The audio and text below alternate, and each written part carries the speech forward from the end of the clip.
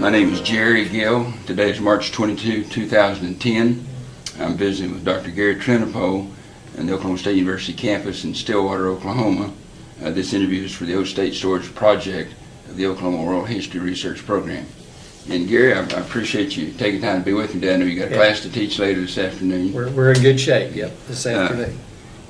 Gary, just a little bit of background. I know you served several years as Dean of the College of Business Administration at Oklahoma State University, now the Spear School of Business. You served as President after that of OSU-Tulsa. Right. Okay. So I thought what we might do, though, is back up a little bit and find a little more about who you are, your background. Can you tell me a little about where you grew up, your family, your early childhood? Sure.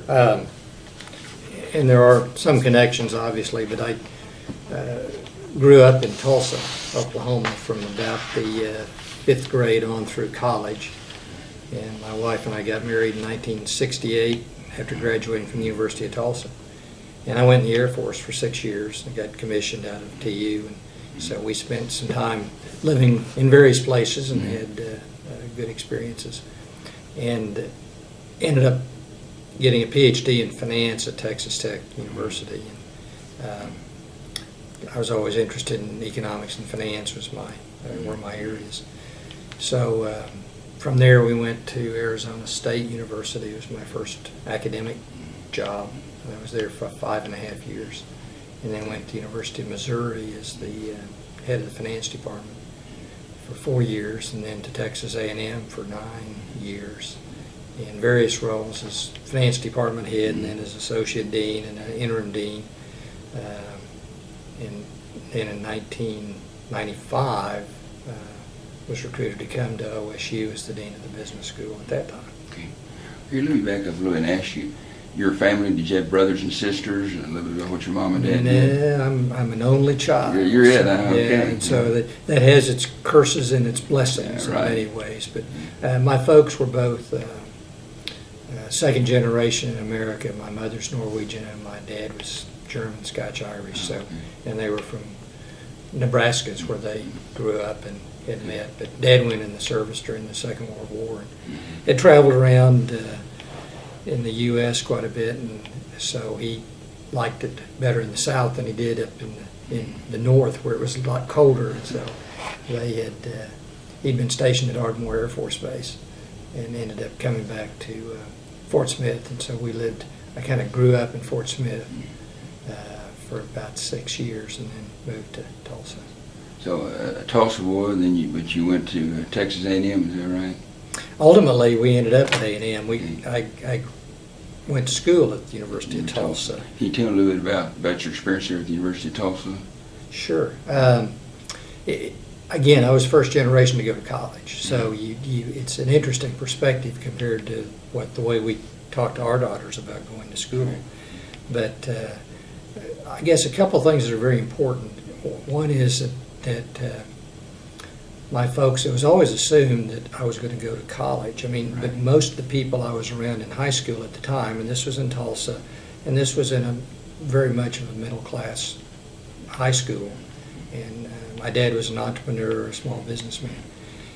But it was very much assumed by virtually all the people we were around that you were going to go to college and get a college degree. I mean, you're kind of familiar with that generation. You know what that was like. And really didn't have a perspective about differentiating colleges or where you go for whatever. And obviously, cost was a consideration too.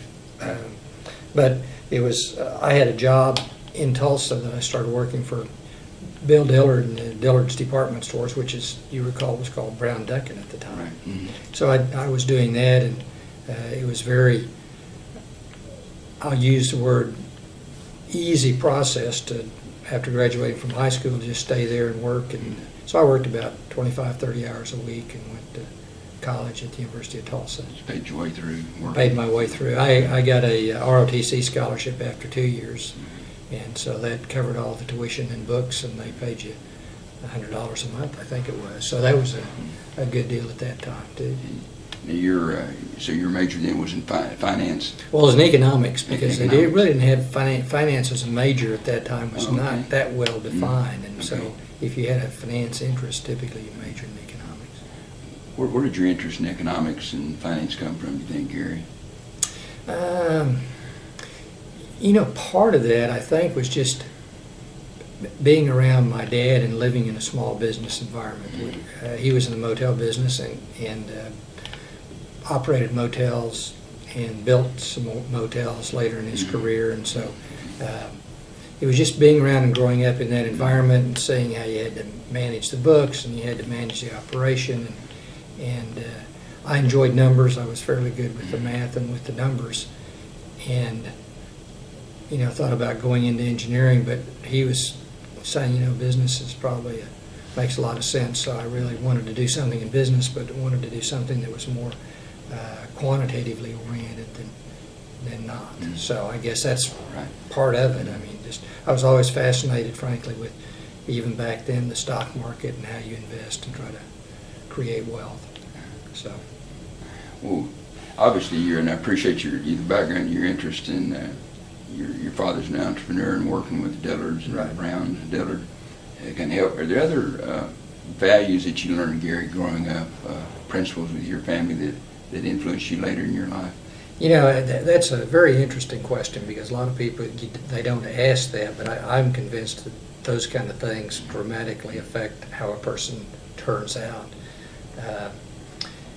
And I can look at myself now and put some pieces together, but I think my parents, my mother being Norwegian, and we ended up actually a couple of years ago going back to Norway and visiting the old family farm over there where her grandparents and parents came from, and so forth. So that was a lot of fun. It had to be interesting and educational for you. And very educational. We actually saw the church where her father and mother were married and baptized, and where her grandparents, my great grandparents, would have been married. And we're talking in the early 1800s. So I mean, it's interesting to have that perspective a bit.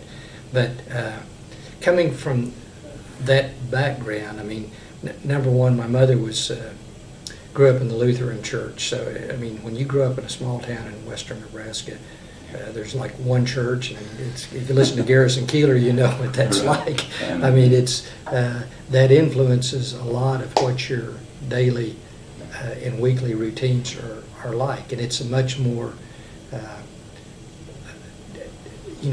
just the mentality and the ethics and the value system that comes out of that, I think, is important, and that helps shape you about the way you behave to the future and what's important and what's not. And this is not, certainly is not a fanatical religion or anything like that. It's very much just part of everyday life.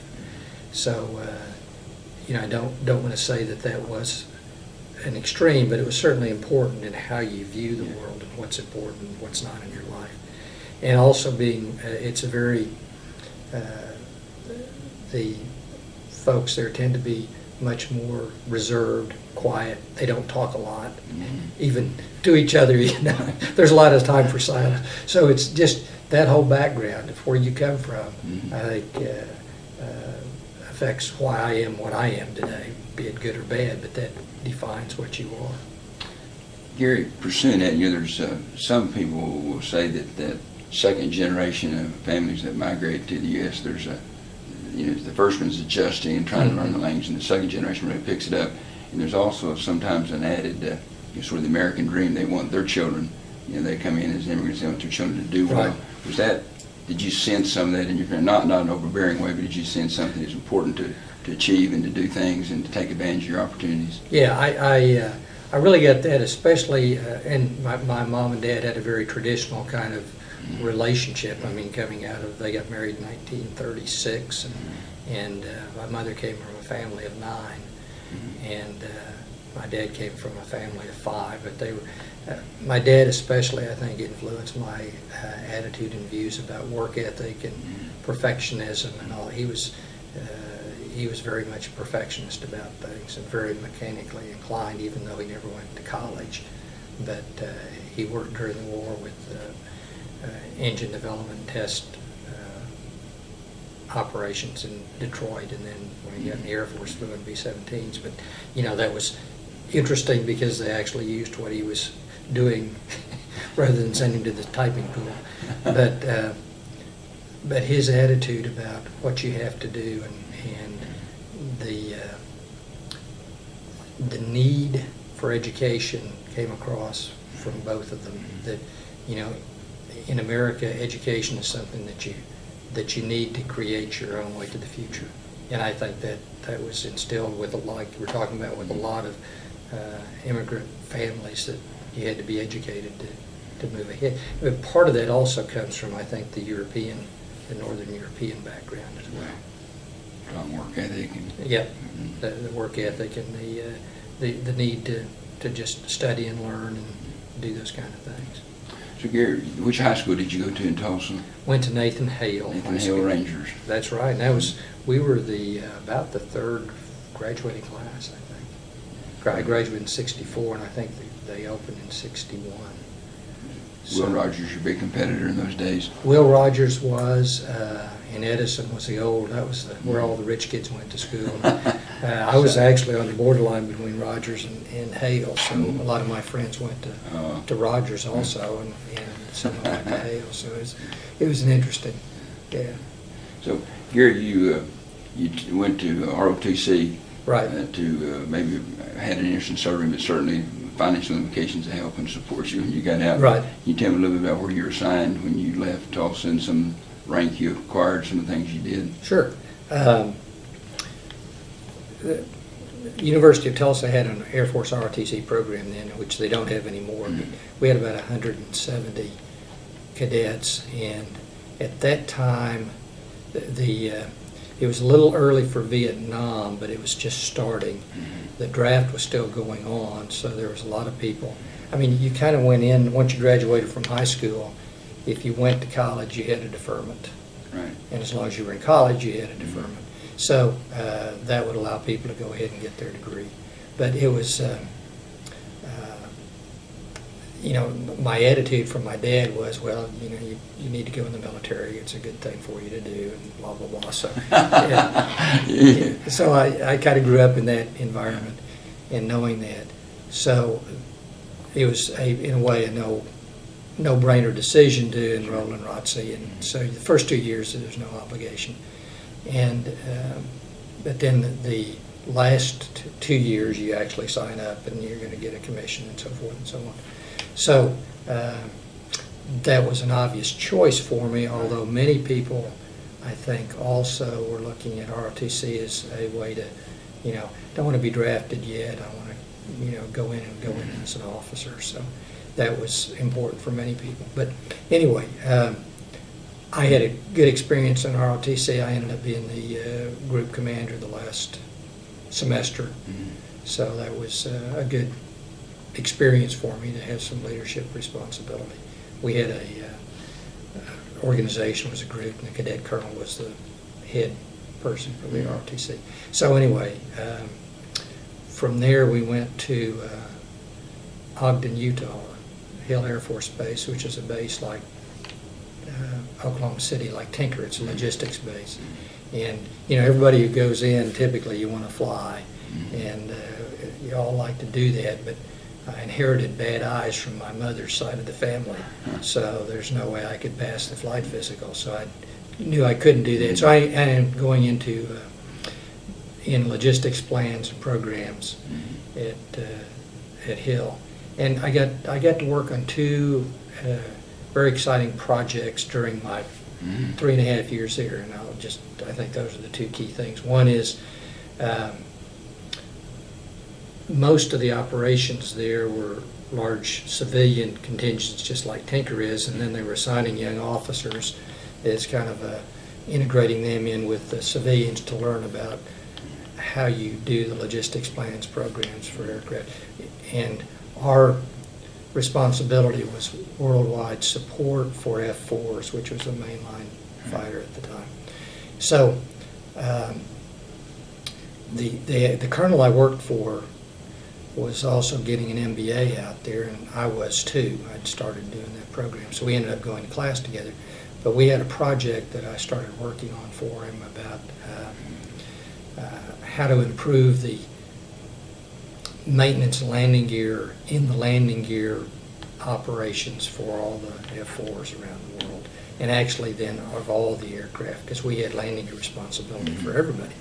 So anyway, I designed a statistical sampling program for aircraft when they came into major overhaul cycles to see if we needed to replace them, remove them, or do whatever. And we ended up implementing that, saving about $10 million. At that time, that was a significant amount of money for the F-4s alone. But as you expand that throughout, it made a big difference. And we got to brief that back through the all the way up to logistics headquarters and at Wright Pat. Everybody wondered, what are you doing and why are you doing this and how you do it. And so he was the lead on that because he was a colonel, but I came along because I'd done the numbers and could explain to people what we were doing. So that was an interesting and a visible process. And in doing that, I got to do some briefings. And so the two-star general out there decided he wanted some young officers to do the mission briefings for visiting dignitaries that came out there. And since I had to brief him on our project, well, I was the first one, he said, well, I want you to do this. So I got to, probably a couple times a month I do the mission briefing, which says this is an introductory briefing to the dignitaries about what you did at the Air Force Base, at Hill Air Force Base, and the weapon systems and all that. So that was also a good experience. And then the second thing was setting up a bunch of field team operations in Europe to repair aircraft that were over there. That most people don't know about all this stuff, but there's a whole lot of change orders and technical orders that come out after an airplane is out in the field to fix things or to update things or whatever. And so you usually try to take care of that when they come back for 3 or 4 year major overhauls, but there are certain things that just need to be done more quickly. So I ended up, as a very young captain, setting up 7 different bases where we actually did a contract with field team operators that came in and negotiated with each of the bases to get hangar space and logistics support, and then got the contractors in there to do the work on the aircraft.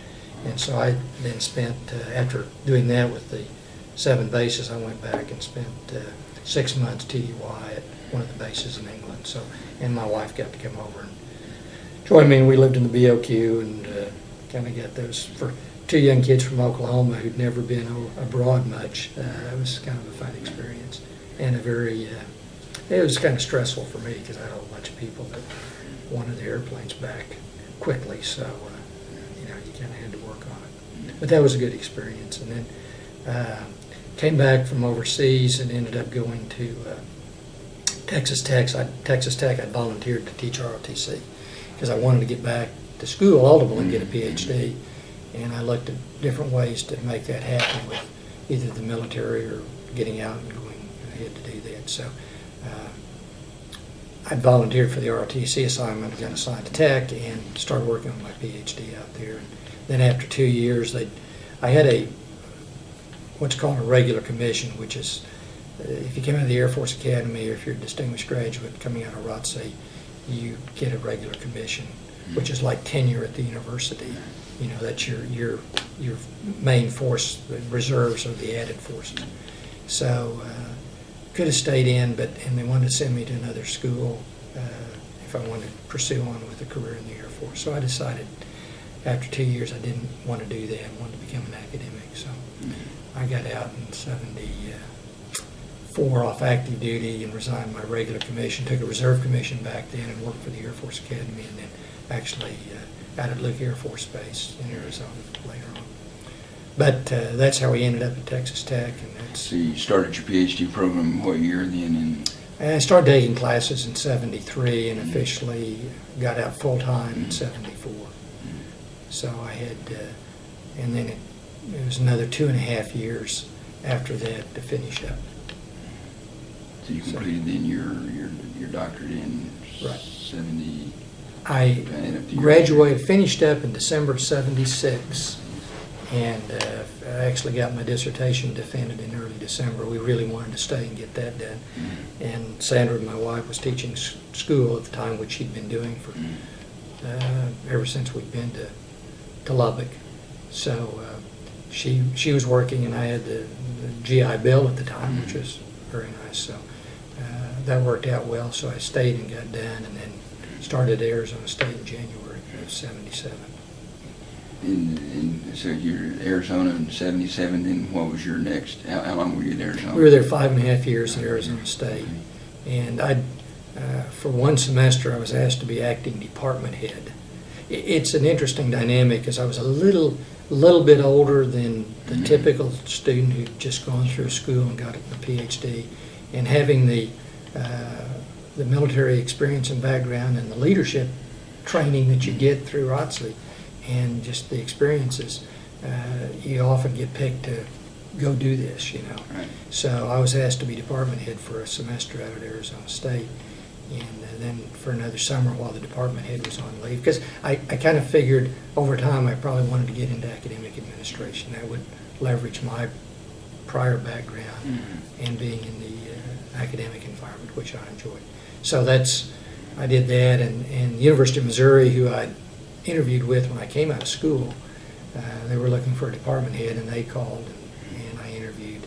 And so I was fairly young. I guess I was 38 or so at the time, and took the job as head of the finance department at Missouri in 1982. 82.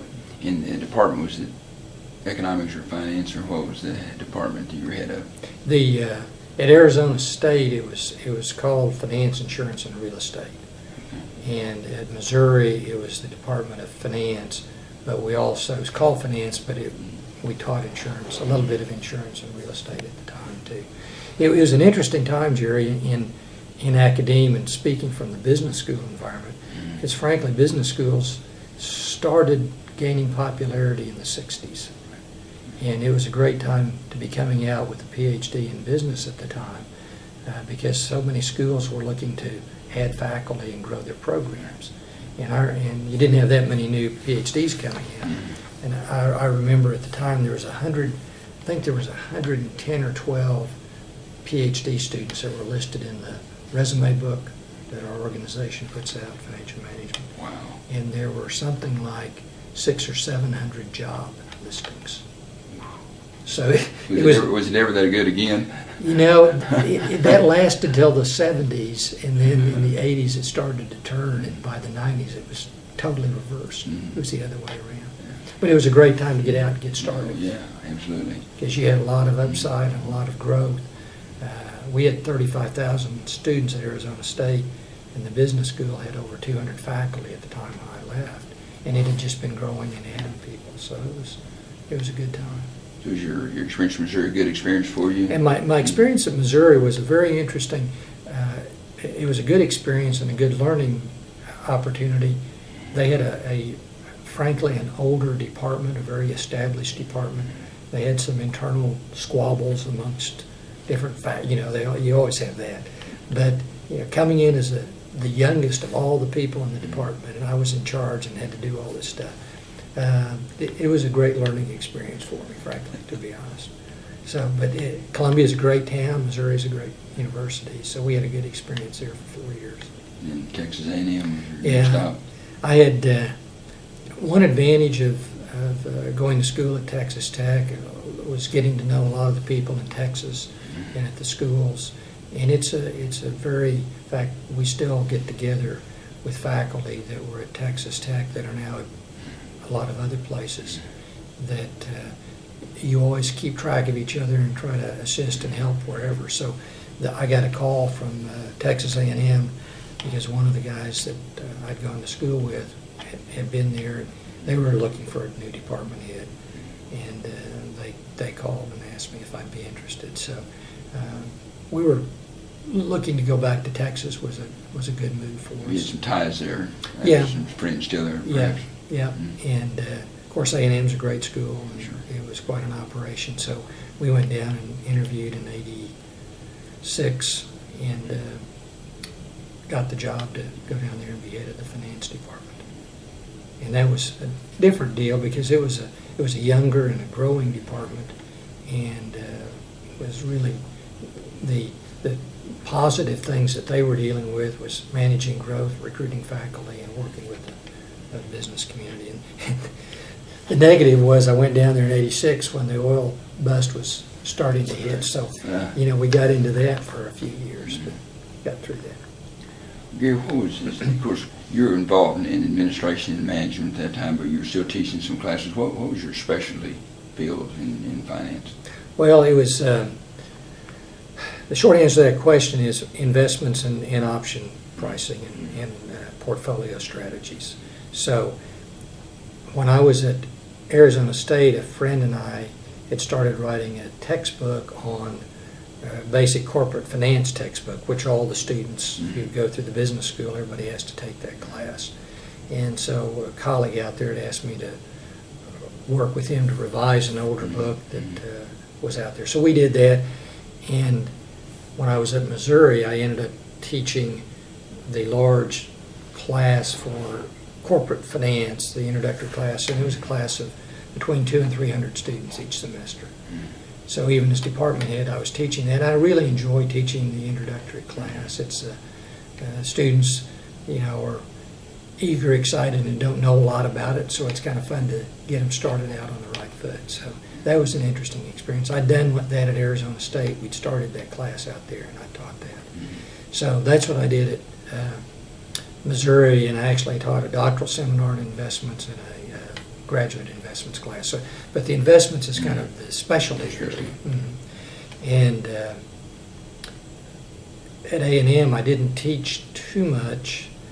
I taught a few classes down there, but the administration workload was such that it was just really hard to teach. You had to do a lot of other things. But over time, I got involved, and this is, you may not want to go there yet, but I got involved in 1987 with one of my graduate students, one of my doctoral students from Arizona State, had been employed as a consultant up at the Options Exchange in Chicago. And he knew that was my area of interest. That's what I wrote my dissertation on in '76. And they were looking to expand using some faculty to teach classes. So I went up there and started teaching for them. So over time, I've always maintained, and still do to this day, that relationship, and still work at the CBOE. But it focused on how to use options and derivatives to manage risk in portfolios. So that's my area of expertise. Derivative seems to be a term that's been kicked around a lot. I know, it has positive and negative there. connotations, and people who don't understand how all this works, it gets to be a negative thing. Sure, I don't either. Yeah. So Gary, when so you were there until, was it Oklahoma State? Then how did you find out about the position at Oklahoma State? The position? I had, let's say, Gary Simpson, who is a graduate of Texas A&M, actually, was somebody that I always saw at the finance meetings. And I was president of it's called the Financial Management Association. I was president of that in 1993, I think 1993 period. It kind of bleeds over from year to year. But, and Gary and I would always see each other at that meeting, and he mentioned he was on the search committee, and if I'd be interested, why, let him know about that. And I had, frankly, I'd interviewed for other dean's jobs over the past few years prior to that. And we looked at positions, and, some of them I didn't get offered, and others I said, I don't want that. But I had a good mentor at A&M who had been around as the dean, and he was kind of giving me advice on, well, I'd go here, I wouldn't go there, you ought to look at this. So who was that, Gary? Benton Kokenauer was his name. Okay. Yeah. And I guess he's pretty close to retirement if he hasn't retired already. But so the Oklahoma State job came open, and I looked at that one. I'd looked at Florida State, and Louisiana State was another one that we looked at. South Carolina. I mean, mostly Southern, because that's where most of our connections were. But once you do that, you figure these jobs are all very similar. And what's the motivating reason on why you'd want to take one of these jobs? And part of that was just since we were familiar with Oklahoma, we knew about Oklahoma State. My sister-in-law had gone to school here. There was somewhat of an attraction just to after about 25 years coming back to Oklahoma and being here. Did Sandra have family here as well? Yeah, her folks lived in Tulsa and still, at the time, were still there. And my folks were traveling around at the time, and they would kind of spend most of the time wherever we were because of the grandkids and so forth. So the really only family connection was with her folks too, which was important at the time. Sure. And we haven't talked about your family just quickly. Of course, might ask where you met Sandra and the background, then maybe your kids briefly. There's that side of your life too. Yeah, there is that.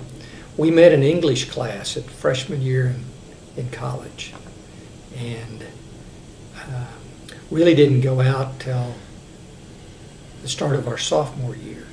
And I pledged a fraternity, and she was a tried-out over there in Tulsa, and she sat in front of me in English, and so we'd go. Our dates were to go to the library and study because I was working and I was going to class, and I was pretty focused on what I was doing, and so we would do that. But we started dating in our sophomore year, and so that just kind of continued pretty much through the rest of the college career. And we got married in June 9th of 1968. I got commissioned and graduated. We graduated on the 2nd of June. We got married on the 9th. And on the 15th of June, we were in Utah in our first duty. So we had to plan the wedding with the uncertainty of not knowing where we were going to end up at the time. So it all worked out. A lot going on there, There was Gary. a lot happening at the time. That's exactly right. Great. And but we waited for till after I finished my PhD to get for the family to start. And our two daughters, one was born. Well, they were both born in Arizona when I was at Arizona State. Well, Gary, kind of going back to your taking the position at Oklahoma State, you'd indicated you'd been to Florida State and South Carolina and LSU, looked at some different places. What was attractive to you about the position at Oklahoma State? That would have been in 80, no, it would have been, now, what year would it have been? It would have been in 19, I interviewed here and I came in 95, it would have been the spring of 95. Just an interesting set of circumstances. One was the new president at Texas A&M was Ray Bowen, who was the provost and interim president here. So talking to him during that process, I got some insights that you don't normally get. Yeah, some very good insights. Yeah, and that was one of those things that was just serendipity, but it happened. And the other was I felt comfortable with the faculty and with the people that were here. It was people that I felt could work with, that they had some ideas and wanted to do some things, and I had some ideas about what I thought would be good for the school. Replacing, it's an interesting, and I know you talked to Bob Sandmeyer, but it's an interesting dynamic about who you're following. Or if you're following somebody who's only been there for a few years and things are kind of in turmoil, or if you're following somebody who's been there a long time like Bob had been, and it pretty much established the routine and the process and so forth and so on. And both of them have opportunities, but the thing, Bob had been here as long as he had, and I think was very effective as a dean, and there weren't any big problems that you were going to have to deal with or messes to clean up. And there was a strong relationship with the business community, which was important to me. And actually, I guess just asking you your perspective, but even Dick Poole before Bob Sandmeyer, you had two terms there, two tenures, if you will. Right. Very successful deans and very.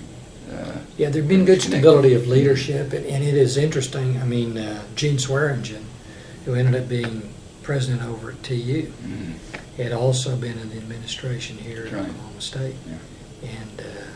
And I hadn't kept in touch with him, but when we moved back to Tulsa, why he called me because he knew me from being at TU and then the OSU relationship. So there's a long history of good values and good leadership at Oklahoma State. Can you recall back when you got there, what you said the situation's pretty stable, and can you think of what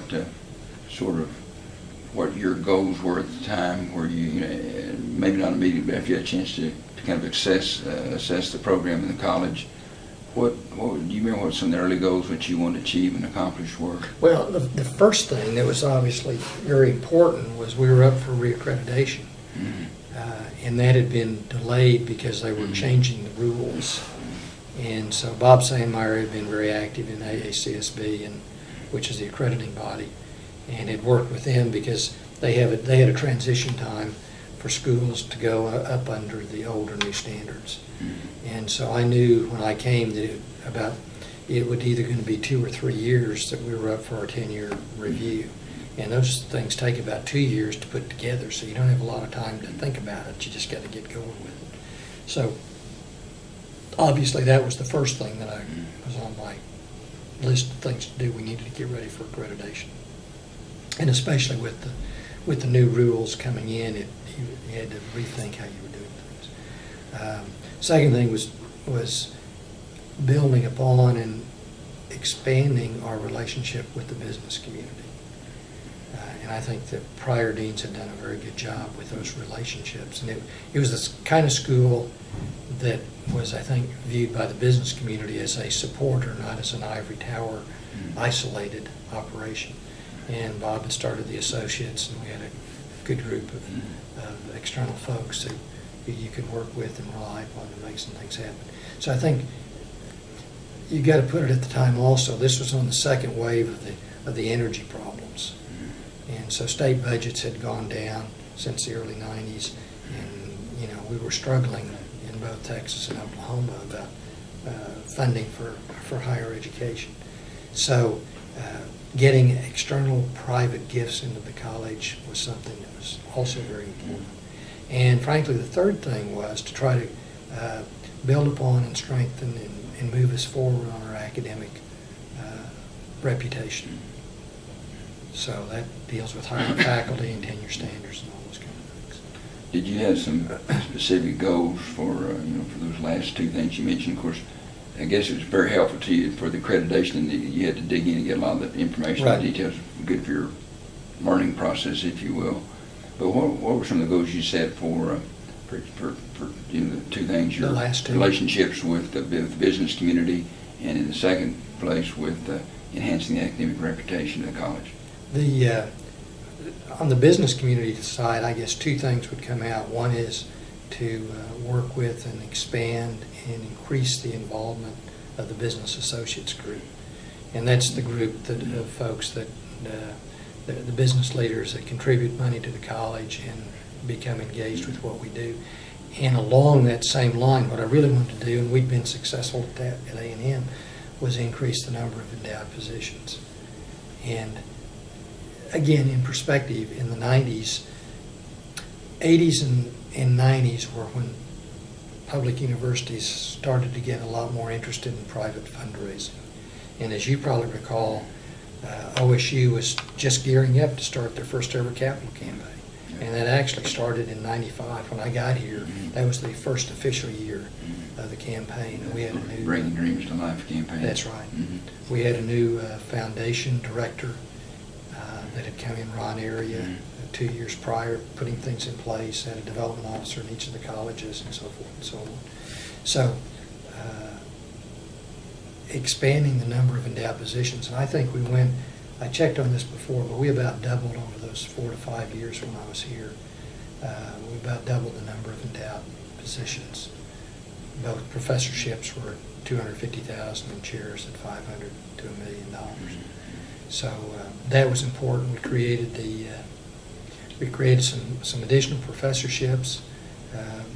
Somebody who stands out, Norman Suzanne Myers, whose name is attached to the Dean's support for the College of Business. Norm and Suzanne have continued to be very good friends. We get together a couple times a year and play golf and just enjoy each other's company. But he and Suzanne are both great supporters of the school. But making those relationships are a lot of fun. There at the end, after I actually moved to Tulsa, but in closure, we ended up during that last year got funding from Chuck Watson for the Watson Trading Floor, which currently exists over in the College of Business, which they use for their teaching a lot of their classes, especially in the finance area. but we got funding for that. We got funding from Williams for a chair. Chuck also gave money for a $1 million chair, as did Williams, to support the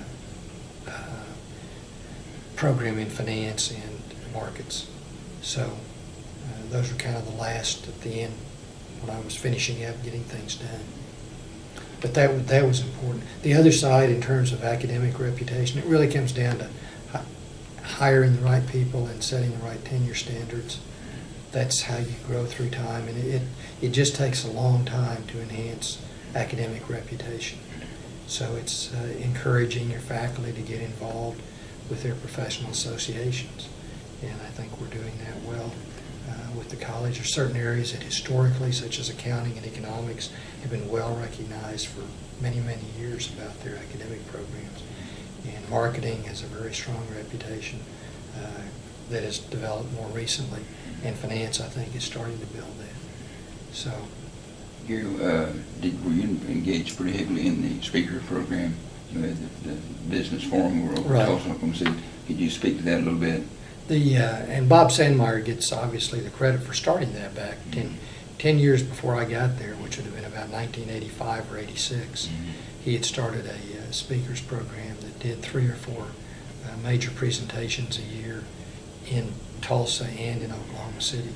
So as dean of the college, you were responsible for hosting that program and being the MC and all that stuff. So I did that, and that was a lot of fun. We got to meet a lot of very high visible people from around the world. It was it started off as a Tulsa Business Forum, then we expanded over to Oklahoma City. Yeah, that's right. I Give think it a different name. it's Oklahoma City Executive Briefing Series. Executive Briefing. Yeah. And the typical routine was you had one major speaker, like President Bush was in 1990, I want to say 97 or 98. He had gone out of office in the 90s, and so First President Bush. yeah, the first President Bush. He was one of the speakers, but you'd have them be in both Oklahoma City and Tulsa, and they would come and that was the big event. And then you typically had 2 to 3 other speakers that are probably less well known, but in many cases, probably what they presented was as valuable or even more valuable just because of their area of expertise. Didn't have the name recognition. Didn't have the name recognition. And when I got here the first year in '95, the speaker was Mikhail Gorbachev. So we got a lot of press on that because he was fairly new on the speaker series. It was Colin Powell on the speakers when you were dean. Colin Powell was the year before. Year before. Yeah. Gary, were there some? I know there's risk of by omission that maybe possibly offending somebody, but who are some of the faculty that stand out in your mind looking back during your tenure that maybe were already there or that you created on the faculty that were important to the development and growth of the school? Boy, that's an interesting question. The faculty, the people I worked most with were the department heads, which most of them had been there a long time. When I got there, so they had a long history with the college. But people who were, I think, very good at what they did and very supportive of the college and really dedicated to the education process. Wayne Meinhardt comes to mind. He was head of the management department. And Lanny Chastain was head of accounting. Wayne passed away about 10 years ago, and Lanny's retired now. And Wilton Anderson, who's a famous name in the accounting, he'd retired a few years prior to when I came, but people still would talk about him. Let's see, going through the list of people in the various areas, those folks come to mind. Productive faculty, maybe in terms of research or external work. Yeah, it's we hired Dan Rickman as the OG&E chair in economics, and that was important. The faculty in finance, of course, Janice Jadlow was the department head in finance, and then we've added some new young faculty since then, but John Polonchek's the head now, and he was there. and was a very good person, and still is in terms of what goes on at the college. Margaret White ended up, I had her as an associate dean during our accreditation year, and she did a good job with that. Jerry Lage is somebody that everybody remembers. Jerry's passed away as well, but he was a good, solid person throughout my tenure over there. Yeah, who were some of the, looking back, some of your best hires as dean? Wow, I wish I had a list of people to think about. Yeah, no, just think about this few years, No, I'm sure. Sorry about that. Oh, that's kind of a tough one. And frankly, from the dean's perspective, what I felt my role was to facilitate and aid the department heads, because they're the ones who knew their people in the departments. So what I felt that I needed to do was, you guys are going to have to go identify the people that you want to get in, and my job is to help you get them here once you told me who they are. Because a name that comes to mind on your prior question is Ramesh Sharda. I mean, when I got here, we had just started the telecommunications master's program, and Ramesh was the faculty coordinator for that program. He's a very loyal, solid person that is well respected by both the outside community and by the inside folks. So he's a very good person that we need to put on that list of somebody who's made a difference. We hired Tim Brown in marketing, and he's still here today, but he's a young faculty member that I think has made a difference in marketing. Betty Simpkins in finance. Because she was in finance, I knew of her when she was coming out of school, and she works harder than any one person that I've ever seen in all the things that she's involved with. So those were good hires, but I'd probably have to go through a list of names to recall some of those. Turn that just a little bit. Some of your staff, some of the administrative staff that you had. Any names? I don't know if you worked with Rudy that time. Rudy was there over the time period. Julie Weathers is still there and ran and still runs the executive development. We called it extension back then, but now it's a Center for Executive Development. And Julie does a great job. I mean, she gets things done and makes things happen, so that's important. Donna Thomas worked with Bob Sandmeyer. She knows everybody and makes good things happen there. Barbara Bremer worked in the advising office and was always somebody who did that.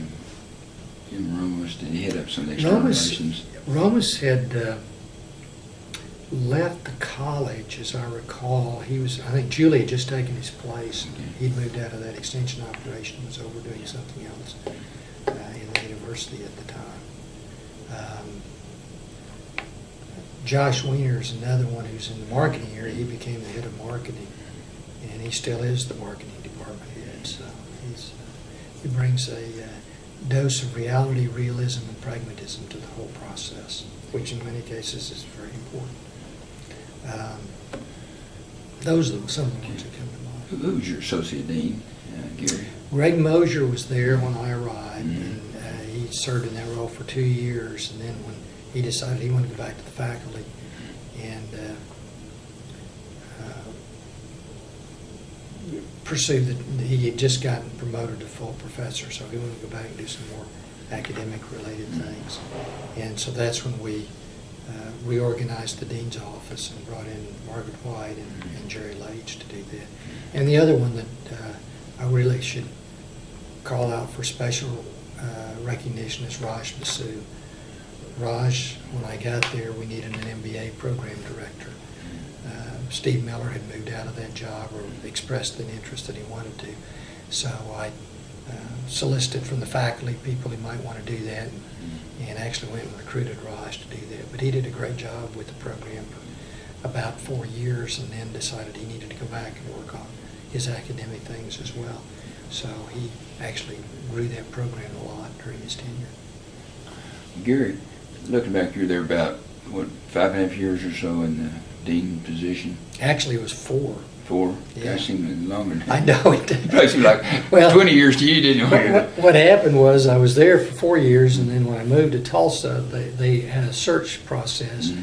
but they still engaged me to do some of the things that I'd done before. Nearly a year, wasn't it, before they got Yeah, and it was a year before they hired my replacement. So I was still engaged with some of the things going on. Looking back, what was your, what gives you the most satisfaction, the most personal pride in the accomplishments of the college from the time you got there at the time that you stepped down?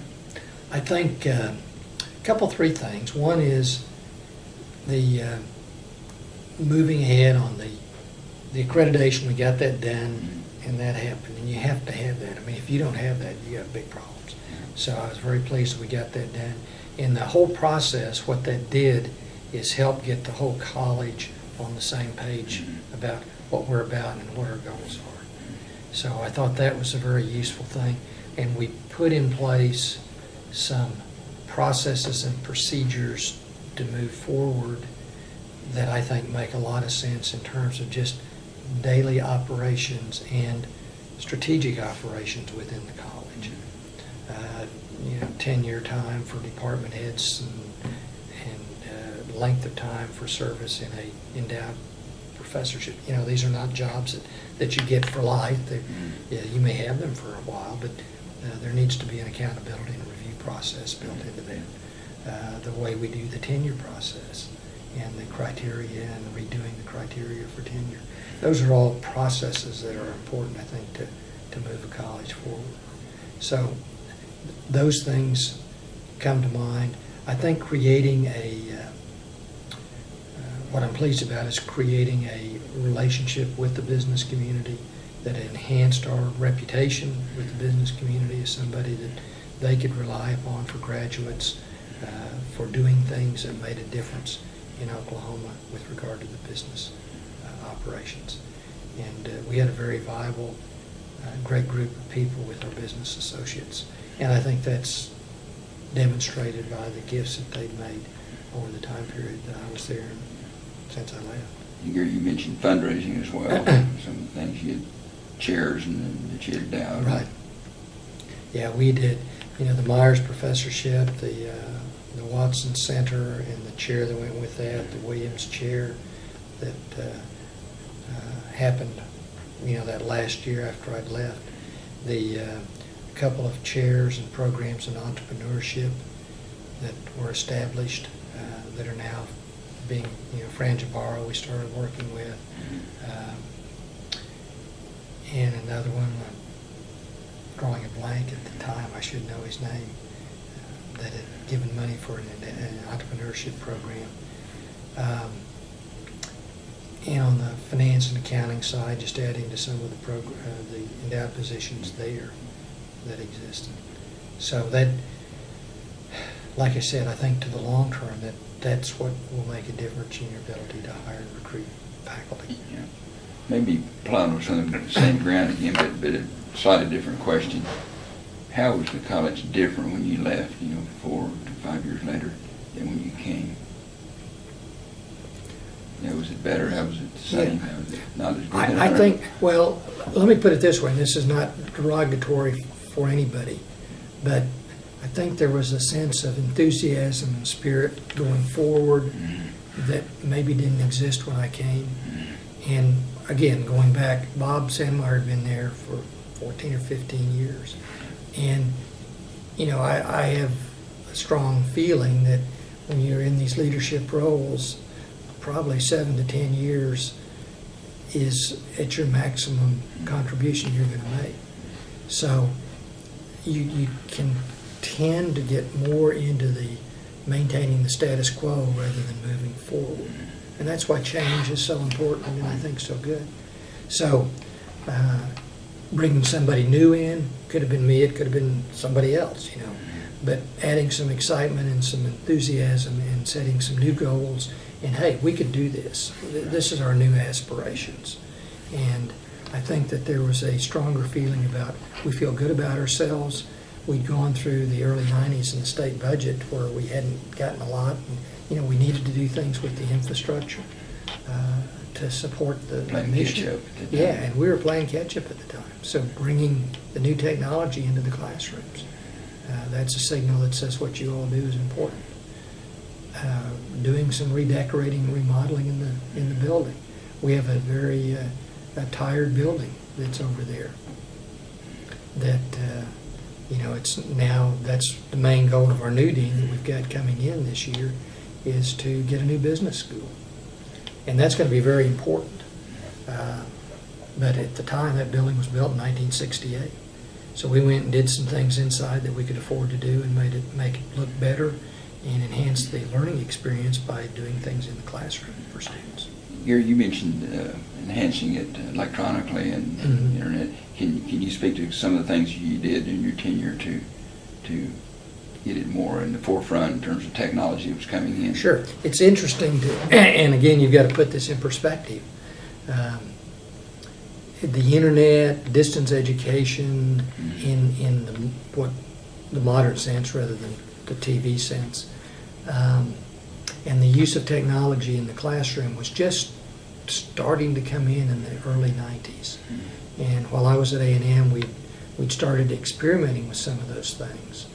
But it was all for everybody. It was a new thing about how's this really going to come out.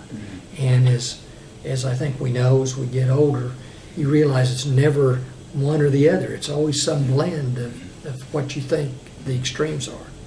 And there are people who said, well, we're not going to need university buildings anymore because it's all going to be done online and on the internet, and students are going to study at home, so you don't have to have colleges. And the other extreme is people who had always done it this same way for hundreds of years, and this technology will come and go and nobody will pay any attention to it. So what we end up is a blend. And one of the few of the things that I found, we started experimenting and working with modern distance education in terms of putting classes online, doing them on the internet-based systems, Right. doing them on CDs where the students can look at the CD and then have an interactive session by the internet with their faculty. But how we incorporate technology into the learning process. And we experimented. I funded faculty to work on that to see how that might work. The advantage we had, frankly, compared to many schools, is that Oklahoma State has a long history of the old traditional distance ed, which is what we used to call talkback TV. You broadcasted it on TV, and you had a chance to ask questions, but that's about all you could do. And so the mindset was there that we can use technology, but the technology is now different and much more powerful than what we had before. Satellite delivery of Yeah. programming, etc. Yeah. So we experimented with putting classes online, and it was the last semester or last year I was there.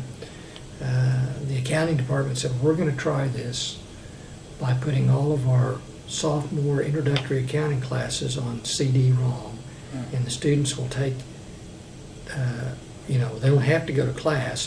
They'll use a CD, and then they'll have to come in and take tests, and they'll have a study session each week if they want to come to that. The intermediate accounting courses. Not intermediate, the basic, the fundamentals. Basic. Yeah. Okay.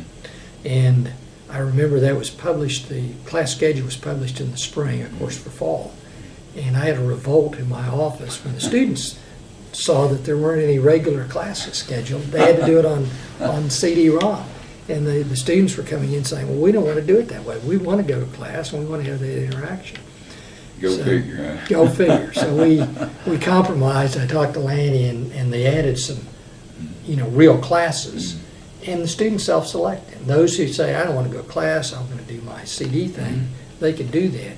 And those who really wanted to go to class, they could do that. And that's why I say it's typically going to be a blend. And I think what we're finding today is that the technology is much more a facilitator of the education process rather than a replacement. Gary, we're talking about the introduction of technology in the Right. classroom. Could you continue to expand Sure. on that? One piece of that is just the delivery by distance education. So how you do that is one thing we worked on. The other piece of that is putting the technology in the classrooms so the faculty members can come in and use it to assist what they do. And, you know, the classrooms at most universities weren't built for that purpose. Right. So we had to do some remodeling over there to bring in, you know, it used to be that faculty thought high tech was having colored chalk versus white chalk. So, you know, between the chalk and the overheads were really high technology. If you had a projector, I mean, when I started teaching, you know, having a projector was really high tech. And now, I mean, it's moved so much far beyond that. But what we did in the college over there is select various rooms and actually put the video projectors in the rooms. Hardwired. They were hardwired in, and so faculty could come in, and of course PowerPoint was the medium of the day, if you will. And that was the big thing, was making your lectures, putting them on PowerPoint so the students could use that rather than using overheads or other things. And of course what that's transitioned to is the ability to access the internet during your classes to bring in real-time live discussions or access information sites that contribute to the knowledge of what's going on. So putting that technology in and skipping ahead a little bit, but that's one of the things I did over in Tulsa over the last 10 years is, you know, all the rooms over there have I don't want to say the best, but they certainly have the high-tech equipment and the internet connections that any room should be Connections. Yeah. Well, Gary, what, and this is opinion stage, just asking you, looking from a distance, but what do you see about the college? How has it changed since you left, which would have been in? I left in August of 1999, so it's been almost 11 years. Yeah. How, in your mind, how has it changed, and do you like the changes you're seeing in the college? You know, things will evolve and move regardless of what, you know, while you put things in place, and they may or may not stay. But I like, we've had, since I left, we've had 2 deans, I guess. I'm just thinking here, trying to get everything in perspective. And of course, we've been 2 years. We've actually had 2 deans, but we've also had Greg Mosher served as an interim dean for a year or 2 in the middle of that process. So we now have a new dean coming on board, and I'm excited about that. He's a little bit of a non-traditional person in that he is an academic and had been through the academic process, but for the last probably 10 to 15 years he's been in business in the marketing research operation, and it's still highly regarded by the academics in terms of what he writes and publishes, but certainly has a strong relationship with the business community. And I really think that's what it takes in today's environment. It's a tough job, because if you look at the dean, who needs to have leadership and managerial skills and also academic credentials, but also has to have the ability to interact with the external community. So you need somebody that is somewhat of an extrovert to get out there and do that. Those are hard characteristics to put together in one person that can make that happen. And so that's why I think it's always hard to fill these jobs, either as deans or as presidents of universities. And what I'm pleased about, I'm looking forward. I think Sarah's done a good job. I chaired that dean search committee, and I've known Sarah probably for 20 years. And I think she's done a good job internally of making things happen and keeping people together. And the morale kind of up. And keeping a very positive face on the community. So, and I respect her wishes to move on to the academic side now. And I think that Larry Crosby brings kind of a different perspective, that he's going to need people on the inside to help manage that, because he hasn't done that before, but he'll be very good on the outside. So I think with Burns in the president's position and his strong relationships externally, and then getting somebody who could also work externally in the college but has the ability and the respect internally, that's a very good combination for the future. That's great. Yeah. Well, you're changing a little bit and moving, after you've been there about 4 years or so, the opportunity to look at the presidency of OSU-Tulsa Could I ask you, first of all, to back up a little bit and explain, but even before it's OSU-Tulsa, it's pretty complex. And when I say background, probably brief background, I know, but about our OSU campus there, its inception, and a little bit about the dynamics. Can you bring us up to speed on that a little bit? Sure. And I think probably of all my time, which has been almost 15 years now at Oklahoma State, but the thing that's probably going to be make the most contribution to what we're doing is getting the Tulsa campus up and running and integrating it into the Tulsa community. When I came here as dean of the business school, we were teaching MBA classes and offering the MBA in Tulsa, and some of the other colleges were teaching over there under an umbrella organization called the University Center. It was highly political. It was in some ways dysfunctional. There was no motivation in any sense to do it in terms of our participation over there, other than basically, well, you kind of have to. But what we had, and I observed it from this side, not from the Tulsa side, we had a strong push with Ed Keller, who has been our regent for many years, and also is a strong leader in the Tulsa community, to get OSU established in Tulsa. And he was really looking at it not provincially for OSU, but he wanted Tulsa to have access to quality higher education. And the University Center, frankly, was not the future to make that happen. It was an operation that, it was a umbrella organization that was run by a former mayor, a politician, a former mayor, and then a Senate pro tem named Roger Randall. And it had its own little administration, and then it contracted with Oklahoma State, with OU, to do graduate classes and programs, and with Northeastern State, which is a regional college, and Langston, which is an historically black college in Oklahoma, to do the undergraduate programs. And the overlying thing that incorporates all of this was not only that center relationship, but there had been an agreement between the state regents of Oklahoma and the Office of Civil Rights about trying to promote the growth of Langston University degree programs in the university in Oklahoma. And part of that agreement was that they had monopolies over degrees in Tulsa. So I would get continual questions about, why don't you teach an undergraduate accounting program in Tulsa? And I'd have to say, I can't, because the state regents won't let us do that because of this agreement. So we were constrained about a lot of things that we could or couldn't do in Tulsa because of that agreement. And anytime you had 4 schools all sharing the same spot, but with degree programs allocated, it became a very political environment. So Jim Halligan, I think, deserves a lot of credit working with Ed Keller and working with the OSU regents to try to help solve the issue of what can we do in Tulsa. And if you talk to Jim, and he'll tell you the story, but the legislation was passed in 1998 to create OSU-Tulsa. And frankly, it was at the last 30, 45 minutes of the last day of the session in 1998 that this all came to be.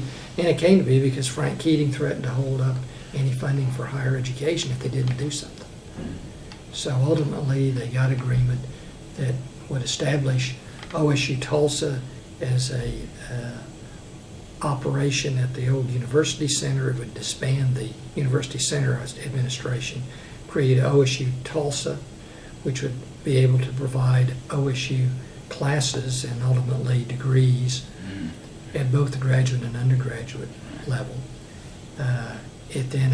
Northeastern was building a campus in Broken Arrow, so they were going to be moving to the Broken Arrow campus, and then Langston would be co-located at the campus with OSU because we were both under the same board of regents.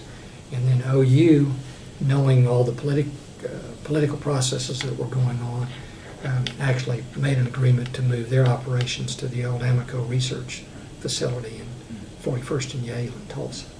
So you had the thing set in place to dismember the consortium over a 3-year period and then let OSU establish itself in Tulsa in conjunction with the Langston programs that were there, and still had monopolies over what we could do or not do. So that became an interesting political process.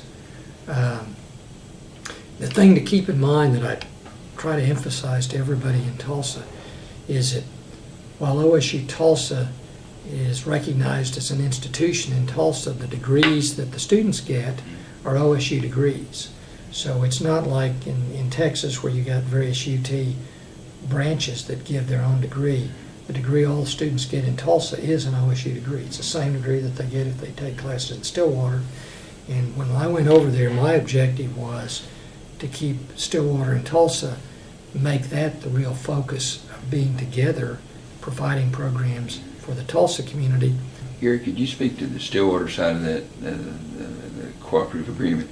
Was there, I mean, did you, speaking candidly, did you have to pull some people along a little bit? Well, it's interesting, and it still is. It's interesting because, for example, in the College of Business, that was probably easier than many of the other colleges because they've been teaching over there for 10 or 15 years.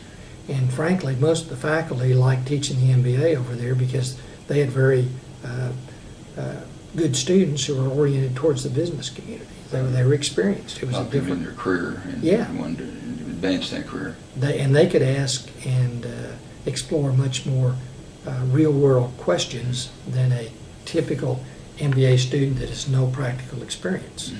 So it's and I've taught in both these kind of environments, and I really enjoy teaching the business folks as well as teaching the regular, traditional students. But they bring a dimension that's not there.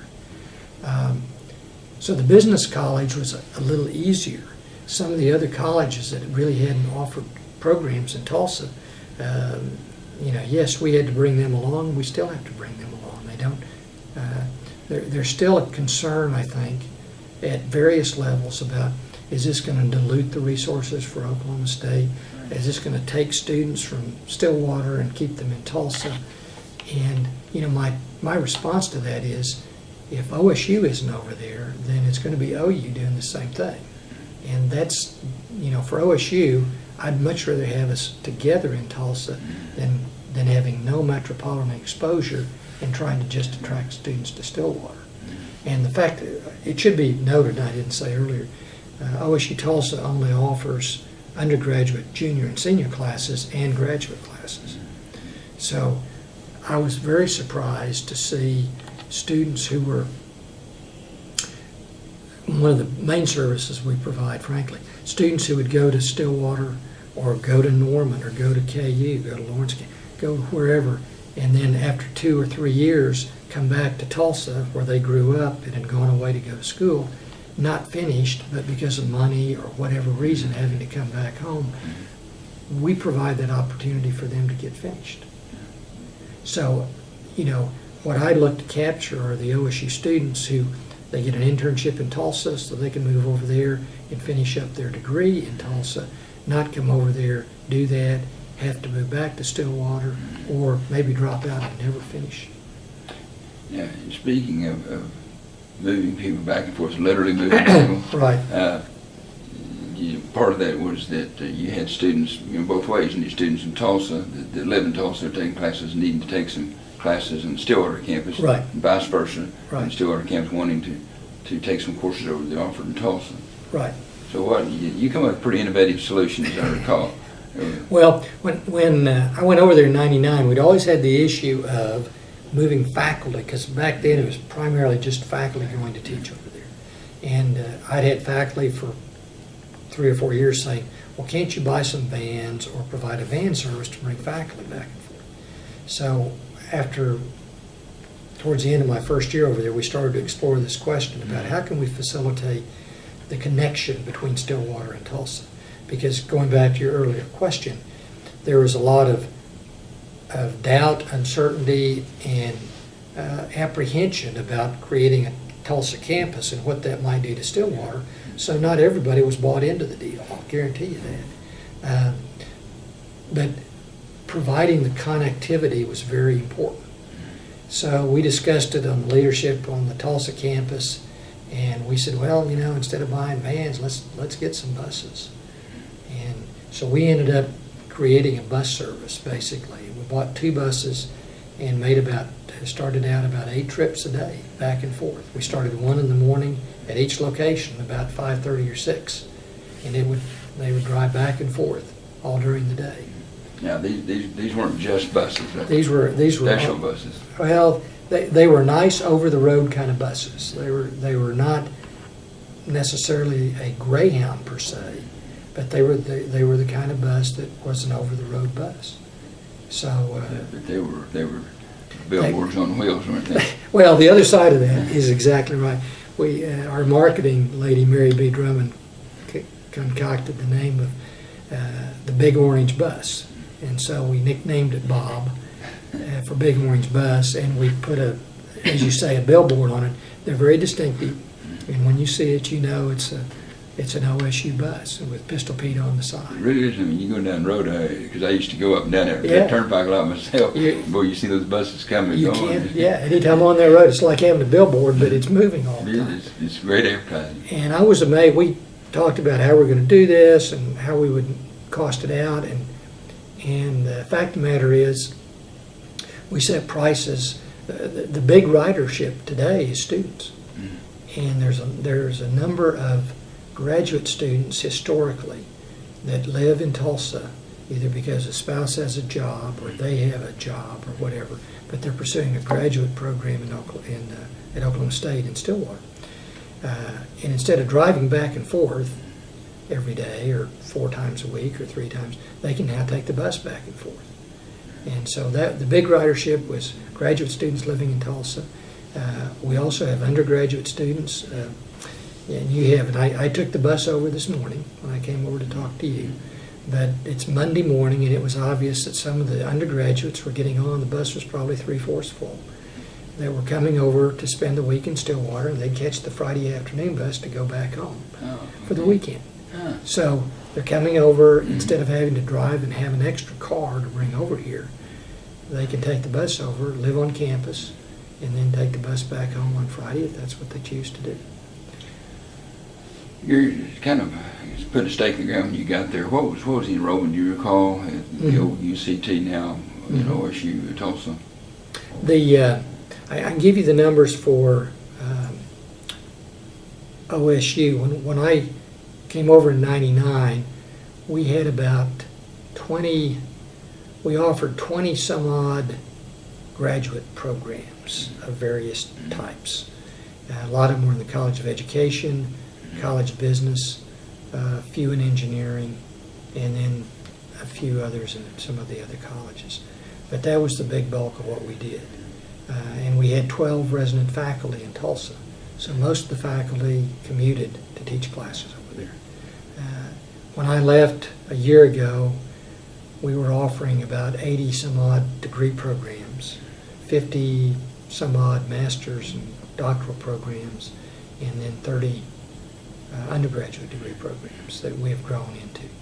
And we have approximately about 70, 75 faculty members in Tulsa. So it's a growing thing. You have to have the resident faculty there to work with the students. And as you grow and expand through time, you just have to have your presence really in Tulsa so people take you serious and know you're going to be there. And I think that's one of the main things we've done is really establish the credibility that OSU is in Tulsa to stay. We're not going to leave and fold our tents and go back to Stillwater. We're an important part of the community over there. We spent about $42 million building an engineering research center so we can expand our graduate and undergraduate engineering programs. I was going to ask you about that, Gary, about the physical plant expansion. There's some fairly new facilities, but it really, you needed more when you got there because of expanding enrollment and classes being taught. Can you speak to, in addition to your engineering center, what were some of the major campus expansions during the time you were over Sure. And again, this just complicates the politics of the situation, but the campus land is held by a University Center Trust Authority that's a city trust, okay? And the city, starting in the 80s, bought up a lot of property on the north side of downtown and put in that trust. So when I went over there, we had about 200 acres of land in the trust, and we were located, our facilities, on about 25 of those acres. The blessing, frankly, we had over there was that those facilities were all new. They've been built in the 90s, so it's a very nice physical plant. And one of the things that we didn't need to do was we didn't need to go over and build new buildings to teach classes, because with the other schools moving out and freeing up space, we have and still have good space for growth in Tulsa. We had a main hall, a north hall, and then an annex kind of facility with an auditorium that's used for a conference center and external programs. And the big investment we made in physical plant was to build an engineering research building, because there wasn't any facility. All we had were classrooms and offices. So you couldn't really hire people in to do academic research because they didn't have the laboratory space. So we added that building. We've expanded our footprint with regard to parking and other things over there, and just controlled physical area out of that 200 acres. Part of the funding that we got for our building, Langston University got money to build a building for their programs in Tulsa that's co-located on that site. So there's a new Langston University building. And so most of the Langston faculty and degree programs have been moved there, except for their nursing, which is still in our space. And the latest thing that's being added, Oklahoma Educational Television Network is building a new facility on campus. And it'll be about trying to remember, I think a 12 to 15,000 square foot building that's basically TV studios and offices that they're moving from an old site they had. You're in your research facility. I was trying to think what the cost of several $1 million, and it was $42 million. And how many square feet? And it's about 200,000 net square feet. It is one of the best research facilities nationally you'll find anywhere. Our challenge right now is to add faculty to utilize that facility. And that, once again, because the organizational structure we have, faculty are hired through the College of Engineering here in Stillwater. So they're the ones who really drive the hiring, and then the faculty would be located in Tulsa. Accreditation is all through the university, the Oklahoma State University. Gary, what, again, maybe I missed this before, the enrollment there now is about what? The enrollment is about 20, no, you did miss it, I forgot to say. The enrollment student-wise is about 2,700 headcount students. And of those, there's probably 300 or 400 that are taking classes in Stillwater and Tulsa both. And that again, I think we'll see that growing to the future. More and more students are going to me, it helps motivate freshmen to go to OSU, and this is what I tell parents and students when I talk to them to recruit them to OSU. I said, if you go to OSU as a freshman in Stillwater, you can come back during the summer if you want to take a class. We offer classes here on campus, so you can get some extra hours that are OSU hours that are totally transparent with, you could be in Stillwater and take them, but you can take them here in Tulsa. Or if at some point in the future where you decide to come back here and get an internship or move back to Tulsa, you can get your degree finished because you're on that degree track. It's not like having to start over at a new university. So I think that's a motivation, frankly, for parents and freshman students to choose to go to OSU versus other places in state, because they know that they're in a degree program that they can complete. Gary, what you alluded to some of the dynamics, if you will, of the community there. Can you share a little bit of the political interaction, the presence in Tulsa, a little bit of that would be more than normally a president of a campus would have in terms of how that works and your working relationships with the city and with other educational entities, etc. Right. It's and that's a very good question, Jerry. I mean, how that works out. Here we're talking a little bit about the political dynamics involved with the OSU-Tulsa campus. Right. And I probably should preface all this by saying I gave credit earlier for Jim Halligan for getting OSU-Tulsa off the ground, and he really deserves a lot of credit. And frankly, he's the reason I ended up going over to Tulsa from the College of Business, because, you know, I enjoyed what I was doing at the business school. We were making, I thought, good progress and so forth. And Jim said, I really want you to apply for this Tulsa job. My first response was, why would I ever want to do that? That's a political quagmire. Yeah, you know what you do about it. I think you can do it. I said, well, okay. So anyway, that's why I ended up taking the job, was frankly because of him. And I think a deep-seated feeling that Tulsa deserved OSU in Tulsa. And so I was committed to the program that he was envisioning. Gary, can I back up and ask? It seemed like I've heard the statement made that Tulsa was like the only city of its size in the United States that didn't have a public institution located within the city. That's true. I mean, the Tulsa Chamber of Commerce was a big promoter, not necessarily of OSU, although they certainly supported us and had been great since we've been over there.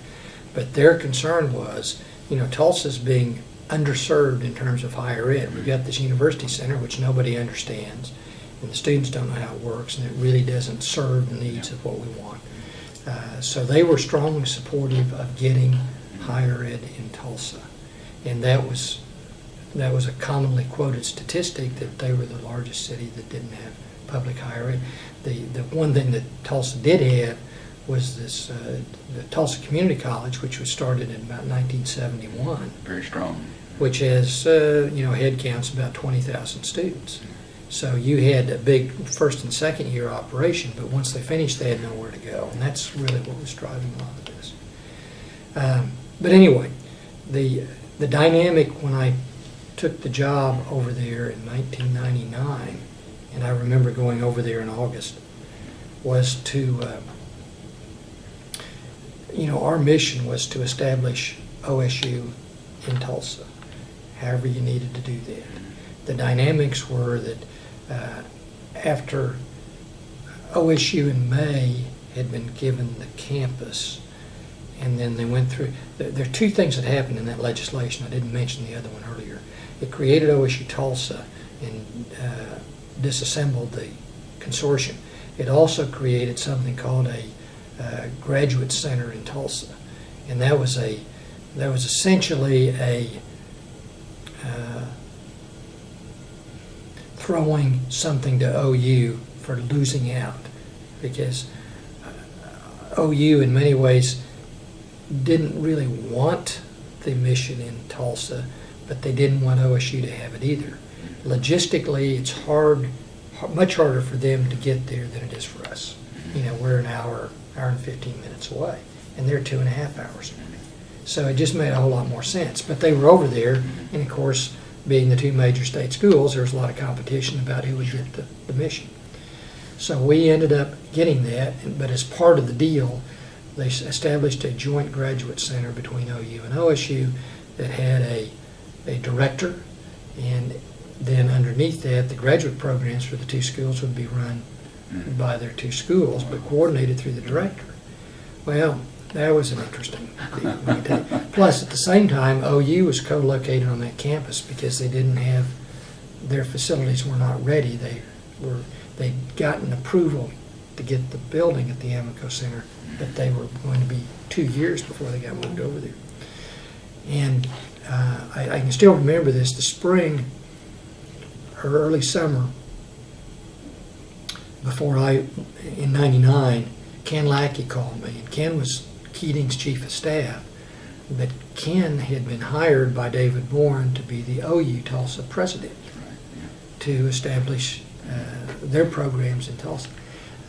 Ken and I got to be great friends and had great respect for each other, but he called me and he said, well, I guess we're in this together, so let's figure out how we're going to make it work.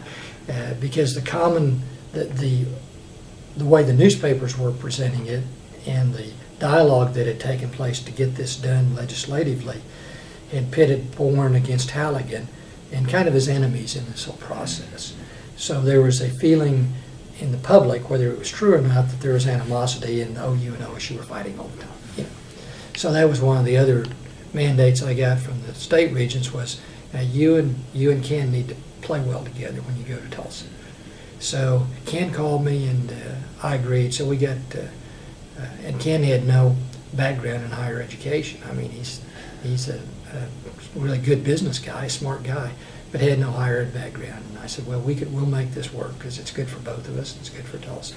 So we actually became good friends and really worked together and got some things sorted out at the front end to stifle the discussion about OU and OSU fighting, and actually looking at how we could cooperate and do things together.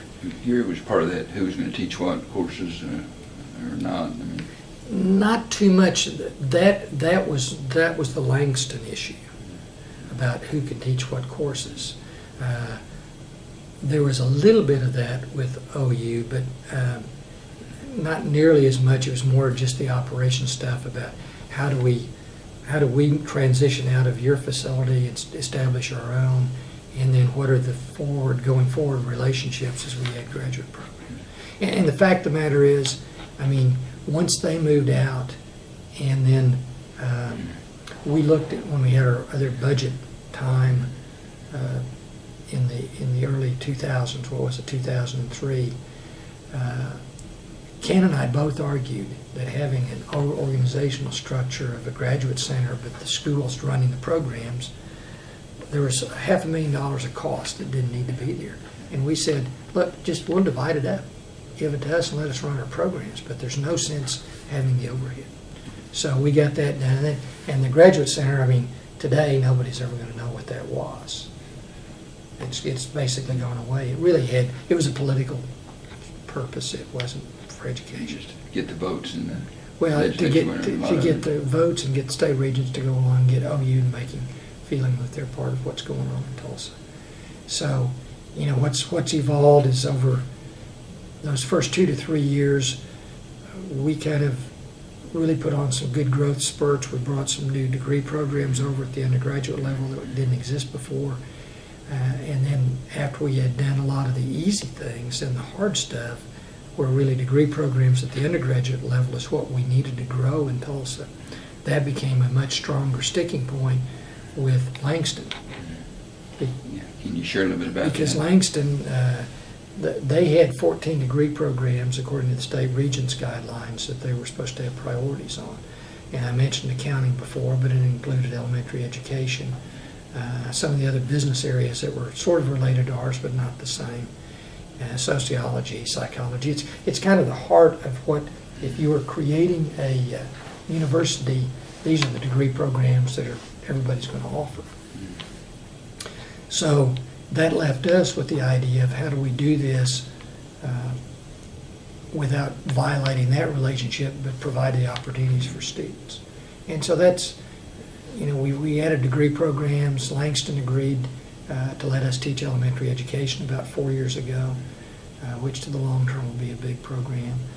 And, you know, we've added some of the other business programs that they teach, but computer science, for example, that they do in the business school. It's not the computer science that we do, which is arts and sciences based. So it becomes a lot of this, that, and the other. But the interesting thing is that in 2000, I think it was 2002, Ernie Holloway, who was president of Langston, filed a letter with the state regents complaining about the duplication of their degree programs in Tulsa by all the schools, which included OSU, OU, and Northeastern. And so that process, you know, it was still going on, and it's still going on today. They're trying to get some kind of resolution going forward about what's fair for Langston, but also what's fair for Tulsa. Because I don't think it's fair to impose a requirement on the students in Tulsa that you can only get an accounting degree from this university. You put your, I want to ask you if you mind kind of go out maybe and limb a little bit, but as you indicated, they've been a real sticking point with us. But thinking from the delivery of service and thinking of the people who are being served, you know, the Tulsa community and greater Tulsa area, do you see, I mean, are you optimistic? I mean, are you step down but going forward for OSU-Tulsa to be able to offer more extended classes now that we're in won't say conflict, but we're having concerns and issues with Langston. We need to get beyond the degree program restrictions, and that's the key thing. And I probably spent the last 3 years devoting most of my time to figuring out and trying to do things that would help us move the ball on that. Not in disrespect to Langston, but it needed to be a win-win for both of us. Sure. In terms of making things happen in Tulsa. And bottom line, I'm optimistic. It's one of those things that, to the long term, it's got to be done. It just has to happen. So we'll figure out some way to get there. I thought last year we almost had a solution. The state regents, the governor's office, the Office of Civil Rights were all working hard to try to come up with a win-win for both Langston and for OSU and Tulsa. And I started about 3 years ago filing a request with the state regents to dramatically expand our degree programs. That kind of got the everything all excited about how they were going to respond and what would happen and so forth. So that's still in place, and Howard's working to try to make that happen. Well, here, one more question, and then we'll move to maybe something else. But it just seems like I can cross some of enrollment projections from back a few years ago for OSU-Tulsa, which right. perhaps aren't there when it got to those projections. Has that been a primary issue for? I'm not using this excuse or saying it's only cause, but has it been one element that has sort of restricted perhaps the growth to the extent that we anticipated for OSU-Tulsa? Well, 2 or 3 things, and to put it in perspective. When I went over there in '99. The marketing folks at OSU had put together an idea of 20,000 students by 2020. And that was kind of the mantra. It was sending a signal to the Tulsa community that we were going to be there and we were going to support higher ed in Tulsa. That would have been feasible. There are 2 things that had to happen, and that could have happened. One is if TCC would have merged with us so that we captured the first 2 years. Without doing the first 2 years, you look at the enrollment in Stillwater, it's a big number. Sure. So if somehow we would have gotten a joint operating agreement or relationship with TCC, that would have brought in probably 10,000 students very easily right there. And then the other part of that is the restrictions with the Langston programs. So if you can't, we've done the easy programs, the ones that we can do that are right up to the margin about what we can offer. So until we break the program restriction issue, you're not going to be able to grow too much more in Tulsa. So that's... You don't see it getting much more than 3,000 or 4,000, 5,000 without that. I think if we got to 4,000 without that, because we about 3 years ago, we kind of hit a plateau in terms of adding students, and there's just one thing that's working against anything in the state is the high school graduation numbers are going down. So demographics to grow are against you. And then the other thing that's happening, you've got Northeastern in Tulsa that's offering a broad range of degree programs, and they're claiming they can do that because they're really in Broken Arrow in Wagner County, which is, according to the OCR folks, not really accurate, but that's what they've been doing. And then you have some different, Rogers is the other university that was started there in Claremore, and they're trying to grow to become a 4-year school.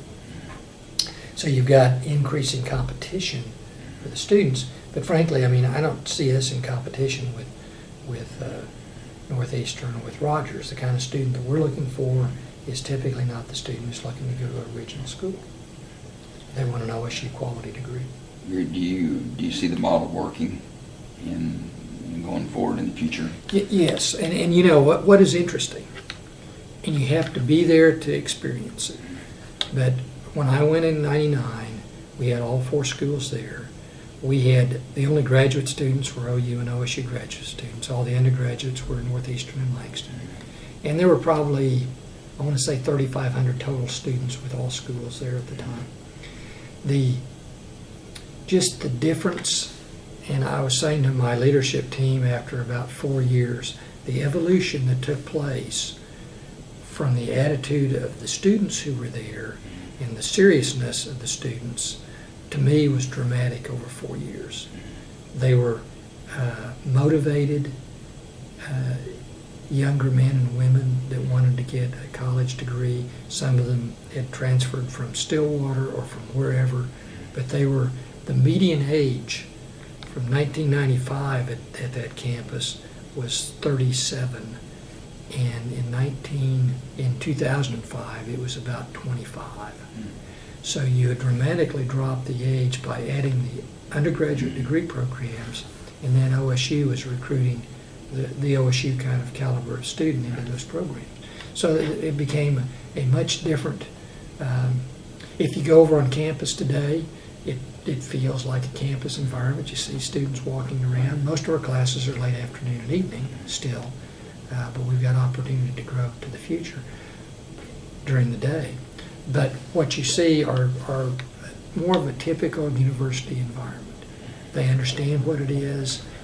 There's not 4 schools competing and they don't know who's doing what, and where do I get a degree and how do I get advised. And frankly, with Tulsa operation leveraging off what Stillwater provides, the base over here, with student advisement, financial aid, foundation work, all the support stuff that goes with it, it makes a big difference for us to do things in Tulsa that we couldn't do just on our own. And that's the people who were running the university before OSU took it over. They did not come from an educational background. They didn't understand the academic side of the business. And I think that's what we brought. Gary, some of the social dynamics of being located in Tulsa, in terms of being part of the community. Right. Can you talk about that some? Yes, and that's another thing that Halligan and I talked about. What we have to do is put a face on OSU-Tulsa, and that was my job as a president. So I ended up, belonging to about everything that I was asked to belong to community-wise, and chairing a lot of these community fundraising events that go on.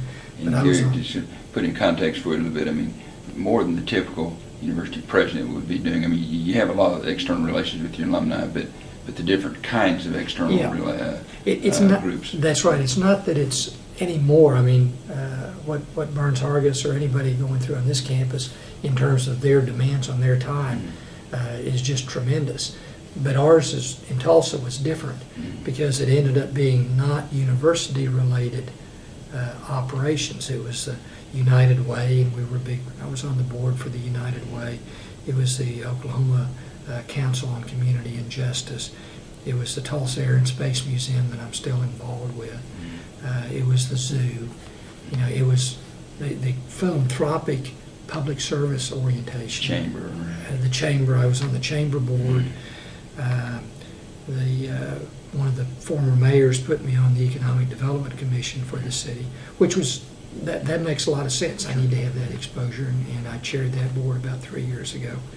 And a lot of the city kinds of things that come and go, and how you can help the city and the Chamber of Commerce recruit new business to Oklahoma, that was all part of it, in addition to spending time in Oklahoma City with the legislature and getting to know all of our Tulsa delegation and trying to work with them to rally support for OSU-Tulsa.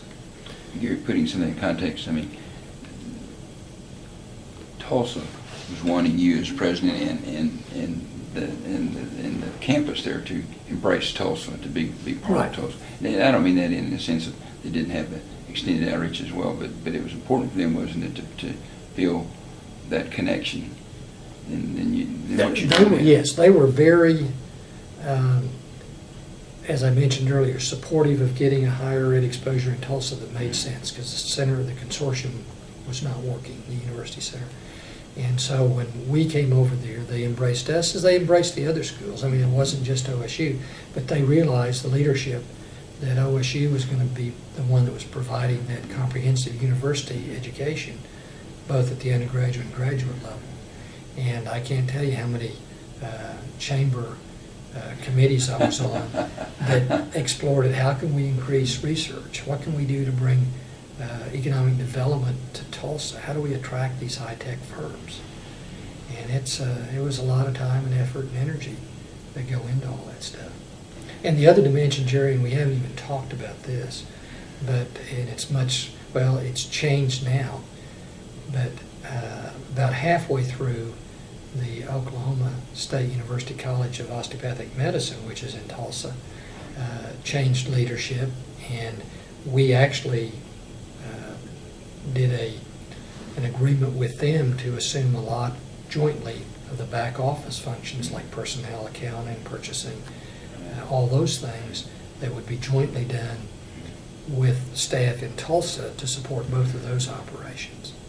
So that dynamic in our relationship with the medical school over there, which has now changed just recently, and I think a very positive way, is to put the OSU-Tulsa president, now Howard Barnett, as the president for OSU-Tulsa operations, which includes both the medical school and the campus. And that really needed to be done. So the person you're hiring to come in now will simply be Dean of the College of Osteopathic Medicine and they will be looking head of the provost of the I don't know if they're going to attach campus, the provost. They may attach the provost title for academic programs. For academic programs. So that's what you need. And when I went over there as OSU Tulsa president, Tom Allen was the dean of the medical school, and we worked very closely together. He was getting ready to retire and move out, and we even talked about co-locating facilities, which had made a lot of sense. If you're going to do it over, that'd be the way to do it.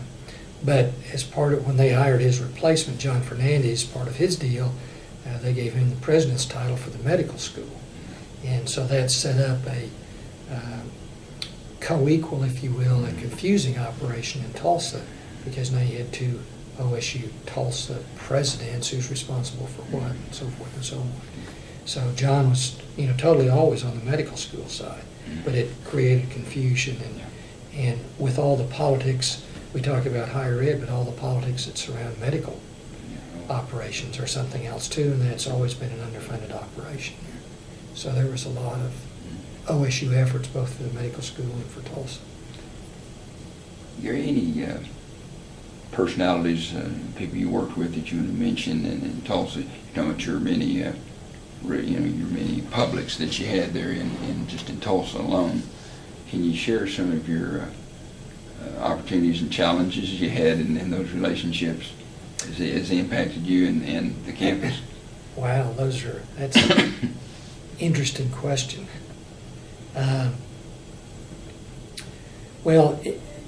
It's interesting because you get involved in the political process, and I guess I probably mentioned a couple folks in a positive, probably 3 or 4 folks in a very positive way in terms of personalities.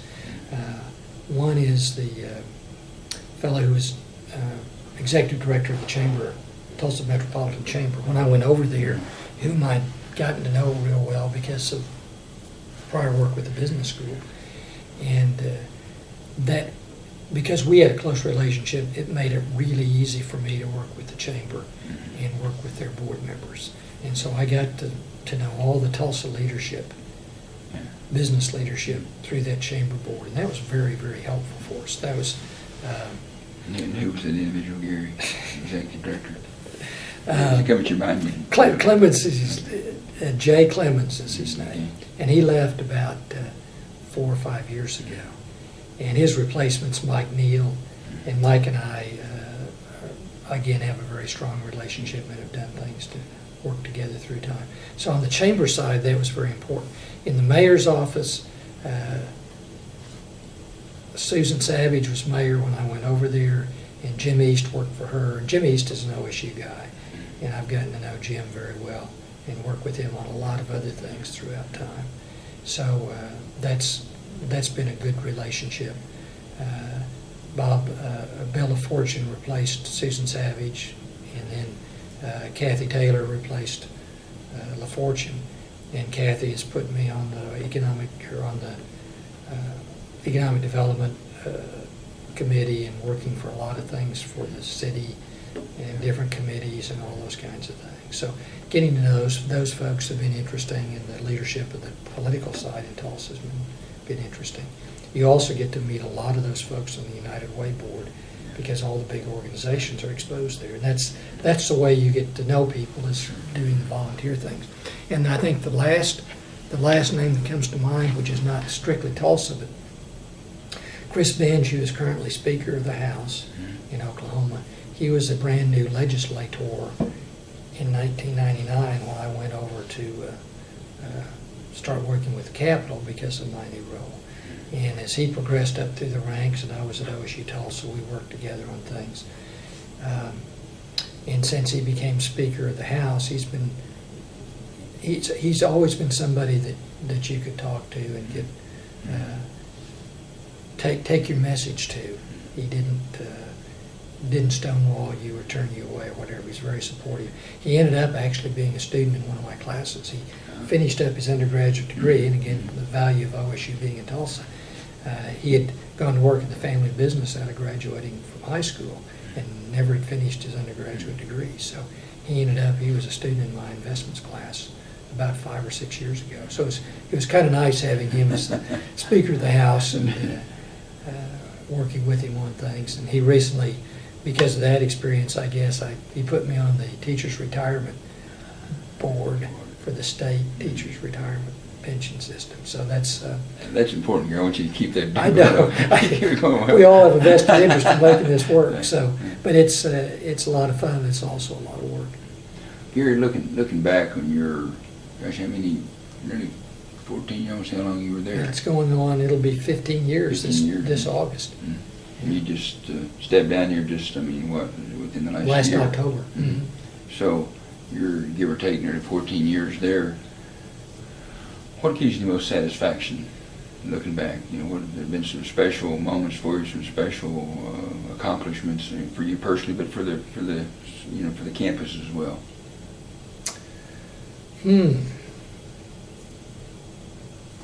It's hard to measure those sorts of things because they really tend to be long processes rather than single events. But let me mention a couple, 3.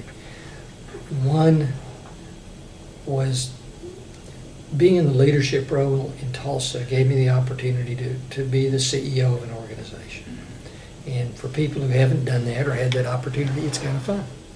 It has responsibilities, but it also has a lot of rewards when you accomplish things. And as I've mentioned to other people, when I went over there, I said, 7 to 10 years is my window on this, because I'll be in my 63 by that time, so I'm not going to be looking to do this forever. And I really think as a leader, it's a lot of fun. The first few years you're learning what's going on, you're learning the players and so forth, and probably years 2 through 6, you probably can affect most of the things that you can do. And then after that, you either become a caretaker and don't get anything done, or you need to move on and do something different that's more exciting.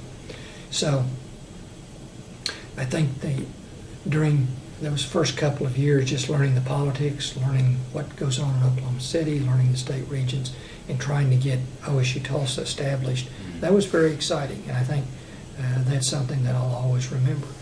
The physical thing that happened during that next 4 years was the construction of that engineering research center. And we need to keep getting the funding necessary to hire faculty and staff that up. But I'm convinced that 20 years from now, people will look back and say this is one of the most important things for economic development that we did in Tulsa, because it will bring and create new business of a kind that will really make a difference for Oklahoma. So I'm excited about that part of it.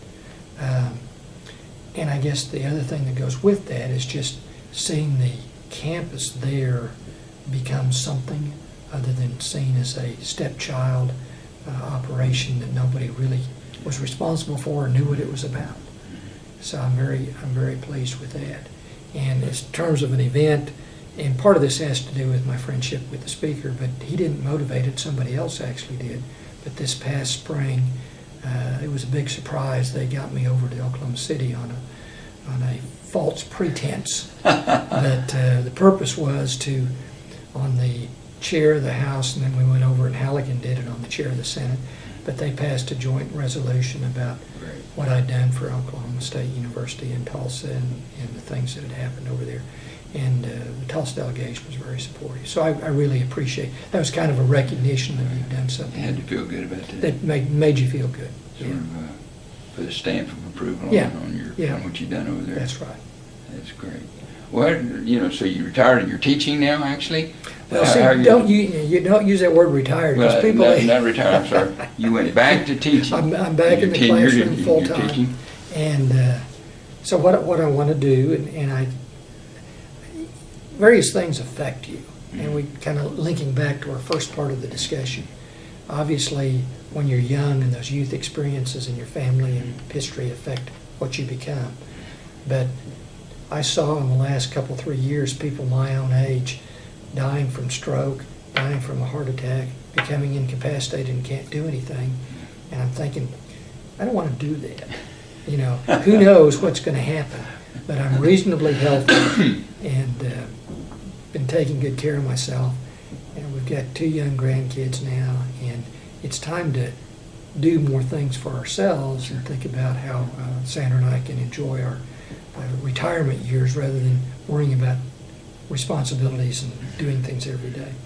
So part of that motivated me, plus the 10-year thing I told Jim Halligan, was to go back and change the schedule. The great thing about being an academic is that you can teach and work with the students regardless of your age or your physical capabilities. So I told them that I want to go back. I want to teach them full regular faculty load. So I'm teaching 2 classes, 2 MBA classes this semester, and one's here in Stillwater, the other's in Tulsa.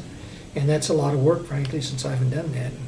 About last MBA class I taught here in Stillwater was about 1997.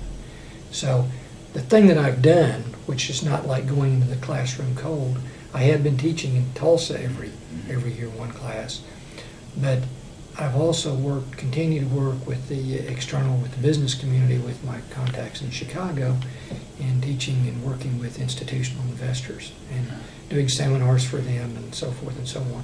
So you keep up with what's going on in the real world, and at this point, bringing those experiences back into the theory side of the academic side, I think, is probably going to be useful for the students. Let me ask this question right quick and kind of closing. How you've done a lot of things in your life and a lot of different administrative experiences, teaching experiences, educational opportunities. Looking back in your career, how do you hope people will remember Gary Trennepohl? How would you want them to remember you? I never have thought about that. I guess the main thing that's important to me is that people feel that you've done a good job, that you're conscientious, responsible, and really made a difference for the institution or for whatever you were trying to work for. They may not agree with me, but I hope they respect me for what I've done and I think the contributions that we've made to Oklahoma State. I appreciate it very much taking the time to visit with us, and I know you're wanting to get some lunch today. But where you out here? Yeah, we need to pump up here before class. I appreciate it very much. Thanks. Okay. My name is Jerry Gill. Today is May 24th, 2010. I'm visiting Dr. Gary Trennepohl on the OSU-Tulsa campus in Tulsa, Oklahoma. Gary, I appreciate you taking time to visit with me second time on this. In your previous interview, we talked about the inception of OSU-Tulsa, and I'd like to revisit that issue if that's okay with you. Right. Who were some of the Tulsa personalities, the players, if you will, involved in making this happen and creating OSU-Tulsa for the Tulsa community? Okay. I think, and this may be a little backtracking, but I think it's important as we go in to set the scenario that was going on here. Realize that OSU had been offering classes in Tulsa for several years in certain colleges like the MBA. and we're in a consortium arrangement here in the Tulsa community with 3 other schools, OU and Northeastern and Langston. The University Center at Tulsa. And it was called the University Center at Tulsa. And that was the model that the state regents had come up to try to bring education opportunities to the Tulsa market area. And the real impetus for OSU getting a foothold in Tulsa and being established as the educational offering, if you will, here came about from the fact that this consortium model just really wasn't working very well. There was too much politics and too much things that could or could not be done that kind of tied the hands, frankly, of all the schools. So it was just hard to be creative, innovative, and bring new programs to the Tulsa area. So the motivators of OSU Tulsa getting established, on the community side, the Tulsa Chamber of Commerce was a very strong advocate for higher ed in Tulsa beyond this university center. Ed Keller had been chair of the Tulsa Chamber in a few years past, and he was also on the OSU Board of Regents. And he very much saw the need for OSU to have a metropolitan exposure and thought that Tulsa would be the right place for that, since the OU is located close to the Oklahoma City area. So Ed and the Tulsa Chamber and the business leadership in Tulsa, I'll be broad enough to say they wanted quality higher ed in the Tulsa area and figured one school needed to be able to do that. And it needed to be one of the comprehensives in the Tulsa market that could provide a public university comprehensive option for the Tulsa students. So I'd single out Ed and some of the community leaders at the time. On the legislative side, what finally got this passed in the legislature in 1998 were the co-authors of the bill were Penny Williams, or the authors of the bill, were Penny Williams on the Senate side and Charlie Ford. And they were kind of the drivers as a Senate bill that created a campus in Tulsa. And Tulsa was in their district in both their... That's true. They were both senators from the Tulsa area. So they had a lot of people that joined in to try to help make that happen. And it became it's an interesting political process because you got all these other schools too, and they all have their constituents, and they all wanted something for their school. And so to get this through the political process was quite a task. And the fact of the matter is, just to get down to the end of it, the legislation was passed on the last day of the session, as I recall, in May of 1998. And basically, the bill had been prepared, the bill had gone through various iterations, and you had the Langston group wanting certain things, the Northeastern group and the OU group with David Bourne, and then Jim Halligan and the OSU group wanting certain things to be put in the bill. What the legislature wanted was to dissolve the consortium arrangement and put a university in charge. The bottom line was there at the 11th hour, they really thought it was not going to happen. And I talked to Jim Halligan and Robert White. Robert White's somebody who ought to be signaled out, as well as Jim Halligan, working with the legislative groups that final session to get this done. And I know talking to Jim, he said, I was certain our deal was dead on Thursday before that Friday, because we just couldn't get people to agree, and Langston wasn't going along, and blah, blah, blah. And frankly, the Governor Keating should also be recognized, because he basically told them, if you don't get this solved, we're not going to have an education budget this year. I'm going to withhold the money. Wow. So you guys got to get something done. Now, you got to remember that Keating was from the Tulsa area, and so he was sensitive to what needed to be done here in the Tulsa. Had he been a former mayor, even Gary? No, he had not.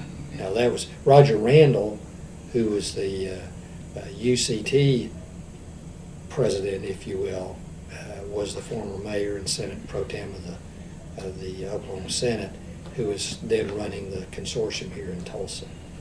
So you had all kinds of political parties engaged in this, but it finally, they thought it wouldn't go and get done, and everybody had to get something for doing this. So Langston got a approval for establishing a endowment fund for them to the tune of about $30-some-odd million. Northeastern got something promised to them for essentially establishing their campus at Broken Arrow. So it's the typical back office deals that you don't want to hear about in the public, but that's the way you get the political process done. So all these agreements were made, and then OU, the other part of the bill which people have forgotten because it's gone away, first part created OSU-Tulsa. The second part created a graduate center in Tulsa. There was a combined OU-OSU deal. And so since we were all still located here in the same campus for 3 years, why that consortium became the OU-OSU Graduate Research Center.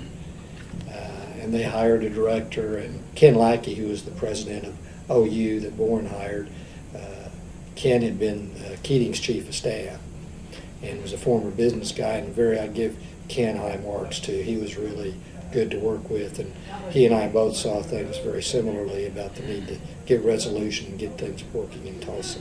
So we worked together very well. We were not acrimonious at all.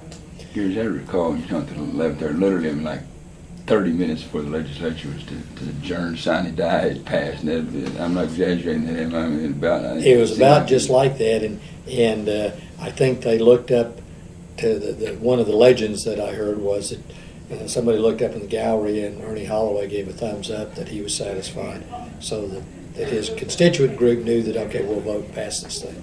But you can see how politically contentious making any of these changes in higher ed is. It's really hard.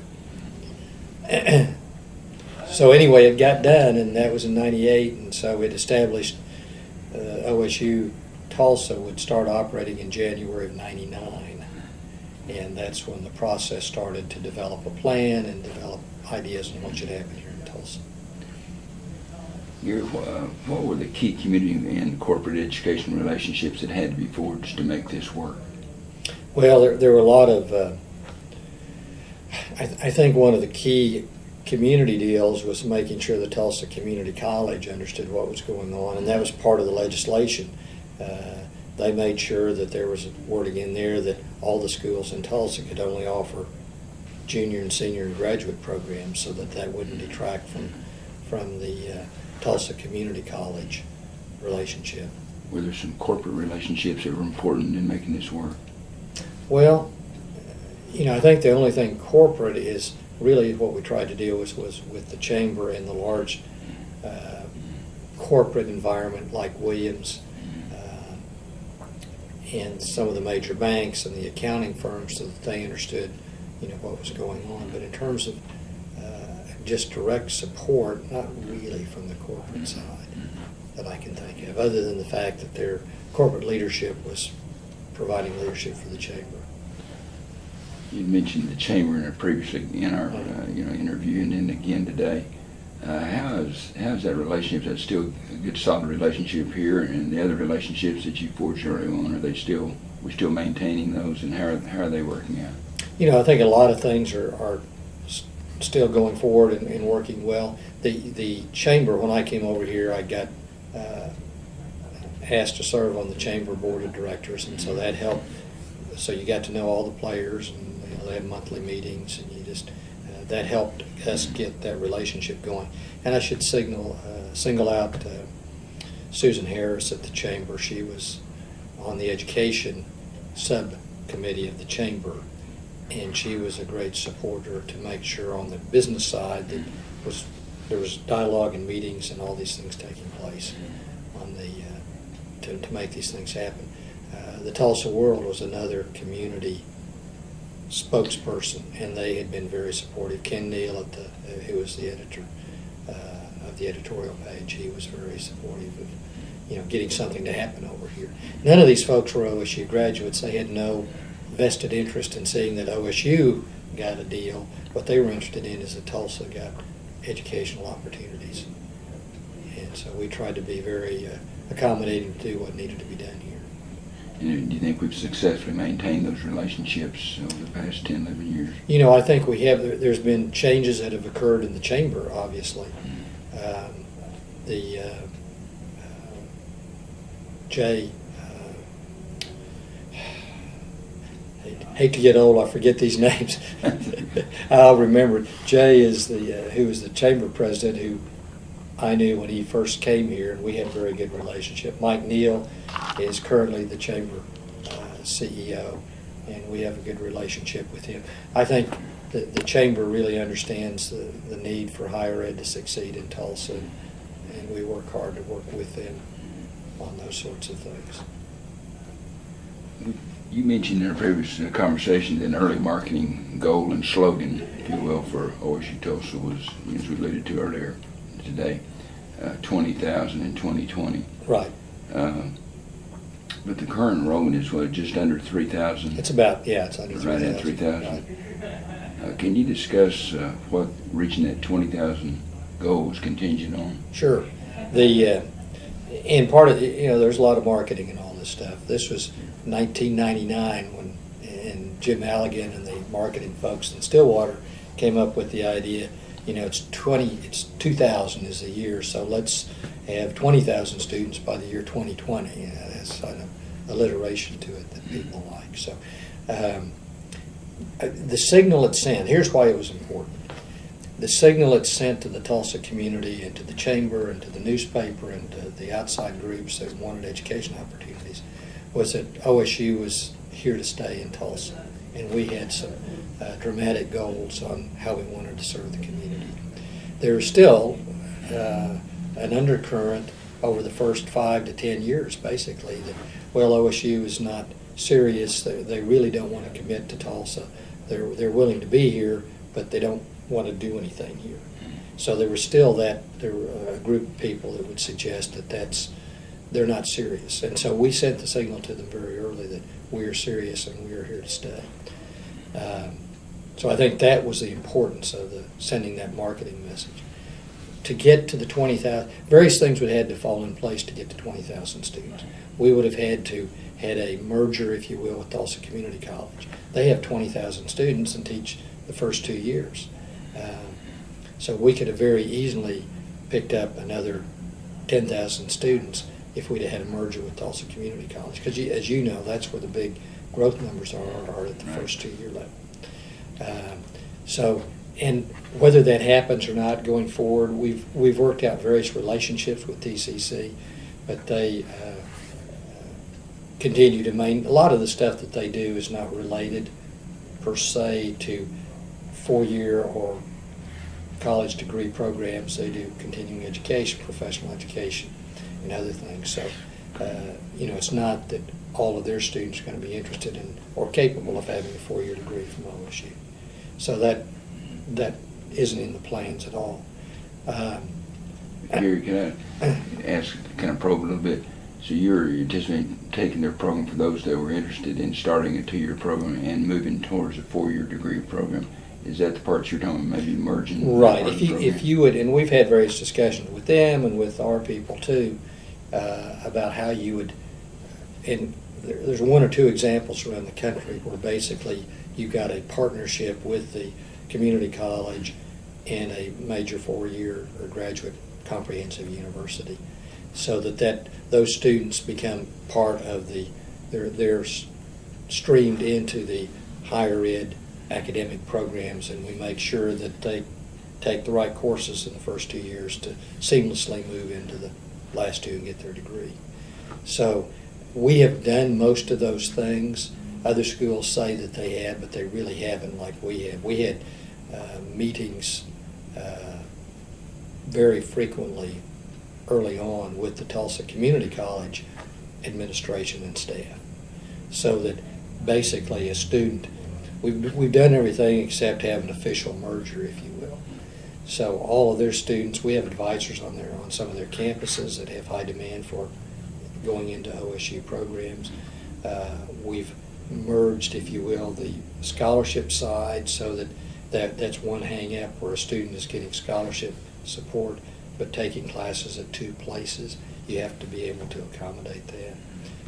in the advising process. We have a TCC advisor here on this campus because a lot of our students are taking classes still at TCC when they come over here. So we've tried to do all those things, but there's been those students still all count as TCC students. They're not OSU students.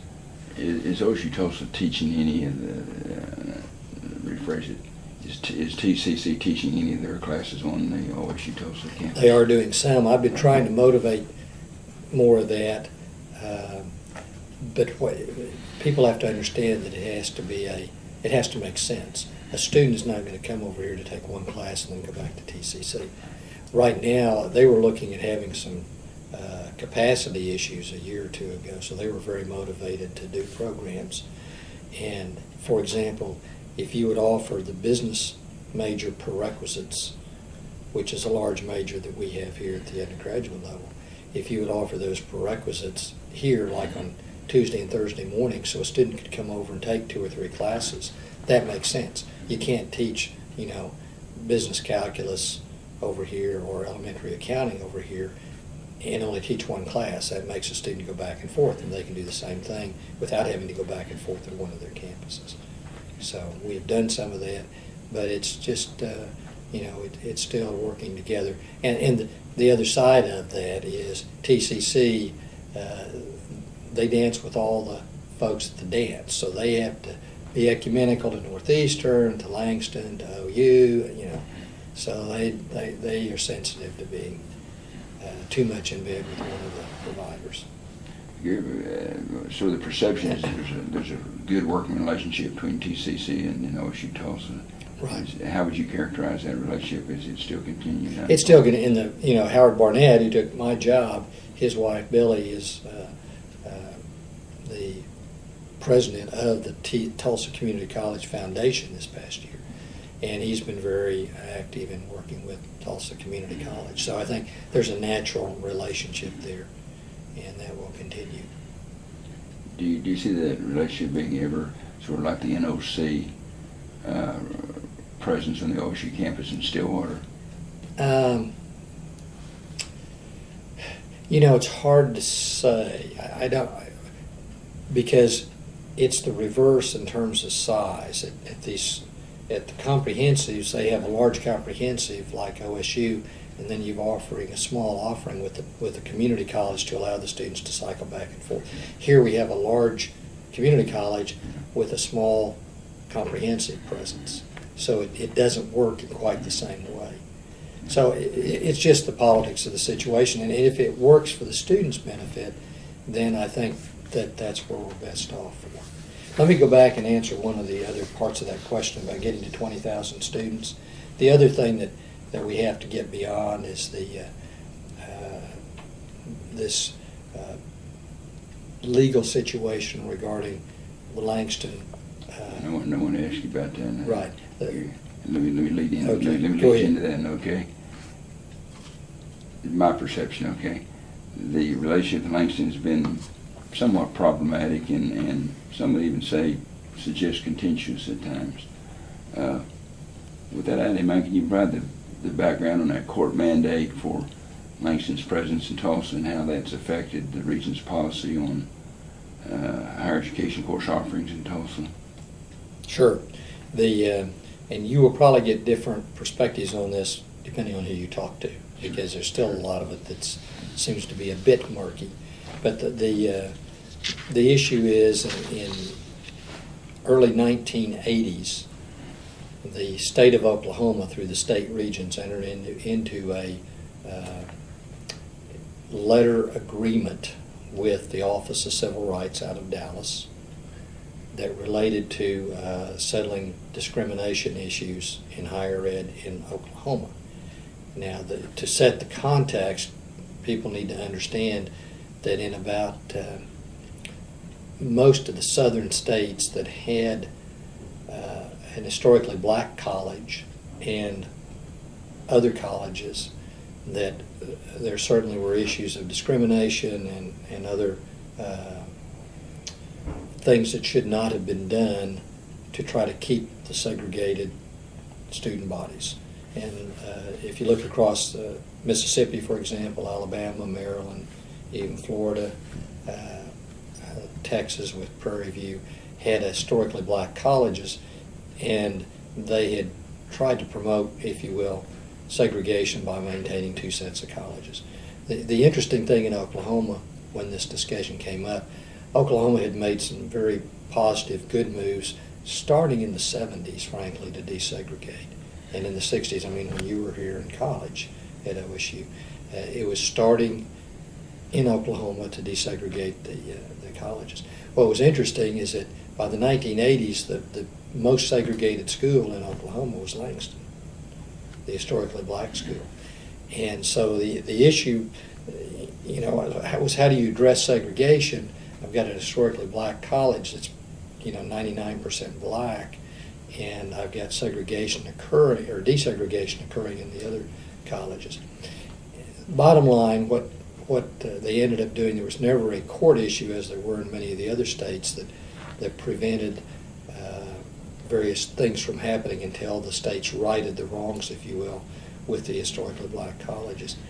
And the agreement that the region struck with OCR at that time in the 80s was that in Oklahoma, what they did, there was not any money that changed hands regarding programs and support as there was in many of the other southern states.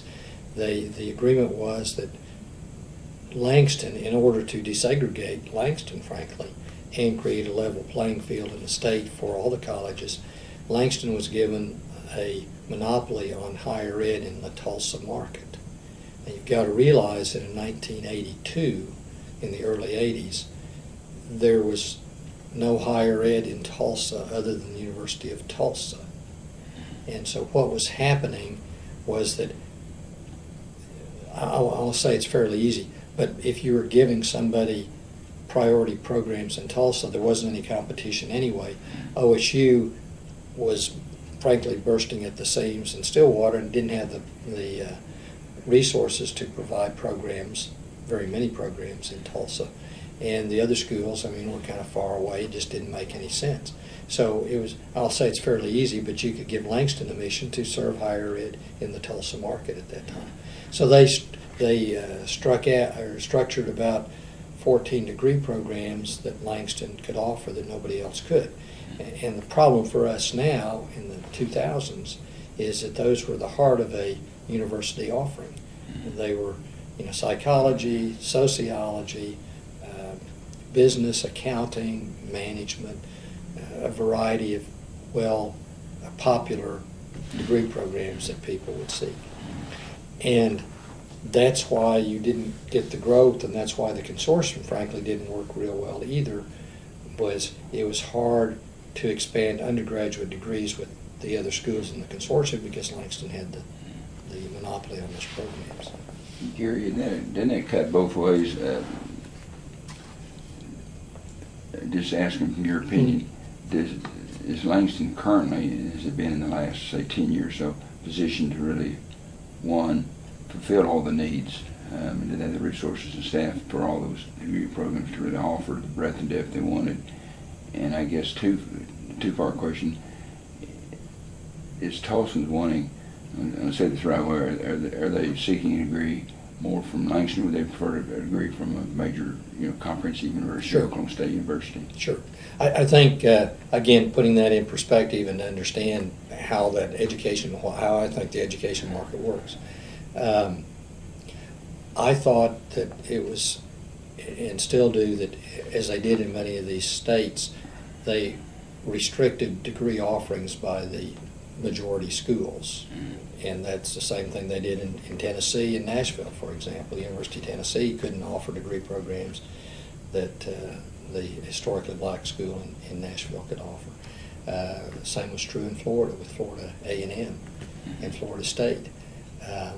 So I am opposed to restricting students from choosing degree programs that, if they're capable, they ought to have the right to pursue. So anyway, what happened here in Tulsa was that because of the mandate that you couldn't offer things, it was hard for us to implement these programs. And what we would find were students I think students gravitate towards getting the best degree that they are capable of. And what is the competition in the Tulsa market is not between students going to OSU or Langston, and that's what's often perceived by the public. That's not the case.